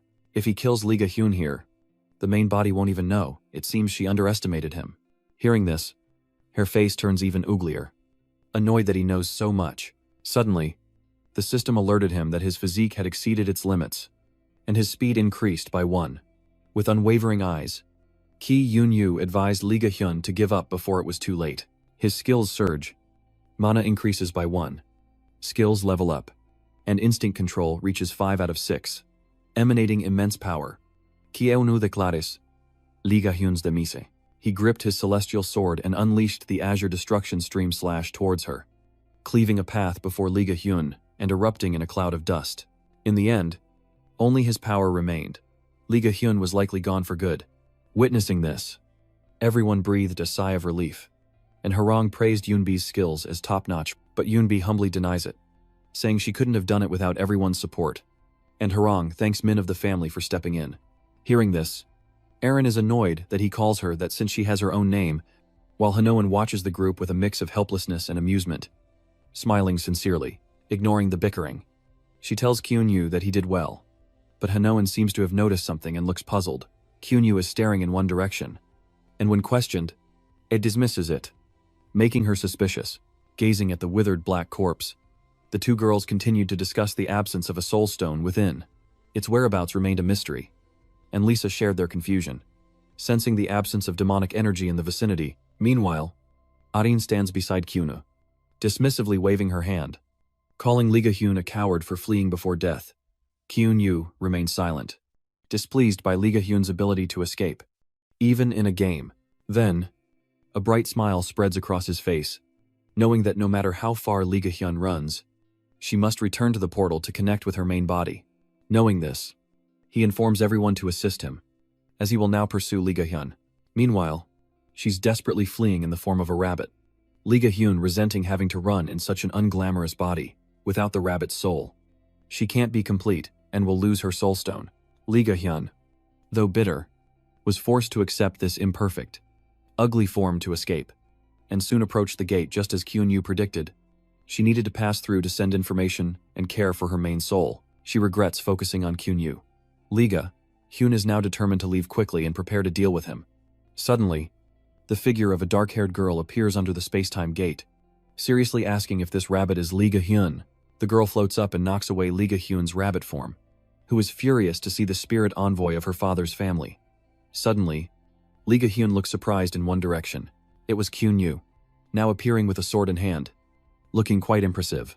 Upon seeing her, his face was both gleeful and cold, as if he'd struck gold, and without a word, Kyunyu immediately unleashed the 12th form of the Beast King sword style, the Lion's Sorrow. As the blade threatened to take her life, Lee Ga-hyun couldn't help but acknowledge his strength, impressed that he'd made it all the way here, and she relished the fight. Then, a compliment escaped her lips, directed solely at him, leaving Kyunyu wide-eyed in surprise. After a mere 5 seconds of shock, he remembered his mission, and with a swing of his sword, sent Lee Ga-hyun to meet her ancestors. A blinding light illuminating the sky. With Lee Ga-hyun's clone captured, the chaos finally subsided, and Kyunyu turned to thank Unsun's father for his help, introducing himself to her. Unsun, yawning, replies that she's going to get some sleep. The long and dangerous 5th round has finally come to an end, and the system displays a message that the test is over. Any further duels after the test will result in penalties, and all participants are to submit their papers and receive instructions from the examiners outside the gate. Cut to the headmaster's office. Meanwhile, the headmaster, impressed by Kyunyu's abilities, saw no reason not to take him on as a student. Your performance in rounds 4 and especially 5 was truly remarkable. Kyunyu realizes the headmaster made the test so difficult. As she prepared the 4th round, her gaze sharpens as she wonders how he recognized Lee Ga-hyun's clone, sensing he knew she was a monster all along. Sensing her doubt, he vowed never to reveal the truth, vaguely attributing his insight to a trick question. One lie begets another, and he explained that the rank 2 monster he faced before only acted on command, so he guessed a queen was pulling the strings. And then he met a gold-ranked student who acted like she was controlling it, and among the queens, those who can disguise themselves are Lee Ga-hyun. So he just speculated. The headmaster wondered if she should believe him, and he said yes. The headmaster agreed to consider it later, reminding him that this was not something to be shared, as it could endanger the students involved.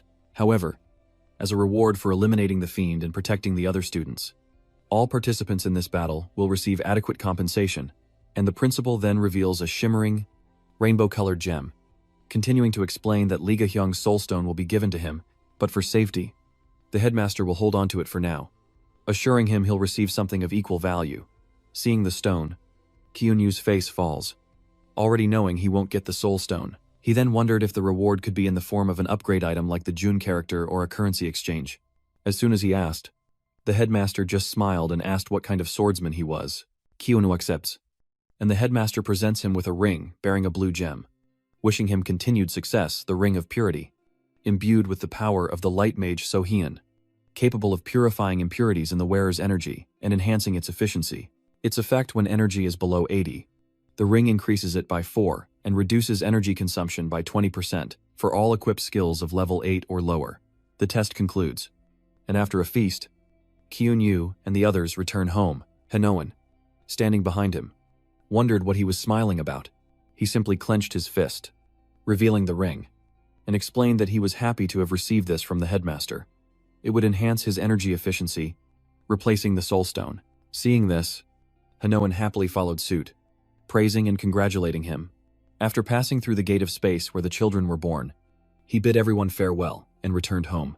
Kyun-yu and Hanoan, each with a suitcase, prepared to return home. When he mentioned the family gathering and invited her to join them for a meal, Hanoan is surprised by this turn of events. As Kyun-yu takes Hanyun's hand, a vision of their younger selves intertwining with the present, reminding him of the first time he brought her home. Their younger and older selves are similar, save for height and size. Kyun-yu is overjoyed to invite her home, and together, they become allies to prevent the world's collapse. She was as shy as ever, blushing as he took her hand and led her home. Together, he and Hanyun will overcome any obstacle to prevent the world's collapse, and his first step is to meet as many people as possible at the Jeomgang Academy, including Han Byun. Kyun-yu eagerly anticipates the stories yet to unfold. As a blush creeps across their faces amidst an unspoken tension, Kyun-yu is Hanoan's childhood friend, and this scene concludes the story of becoming childhood friends with the mid-boss. Some time later, Lee Ga-hyun stands amidst shattered glass, unable to accept the imperfection of her soul. She wonders why she was captured, refusing to believe she made a mistake, her vacant eyes hinting at a disturbed psyche. Elsewhere, footsteps echo with greetings. It seems to be Kyun-yu, eager to explore his master's teachings, determined to make him proud, vowing to become a skilled hunter as he knocks on a door. Inside, a white-haired woman holding a roster invites him in. It's the headmaster, who says the school is honored to have him at Jeomgang Academy. Kyun-yu looked much more mature now, and he would return one day,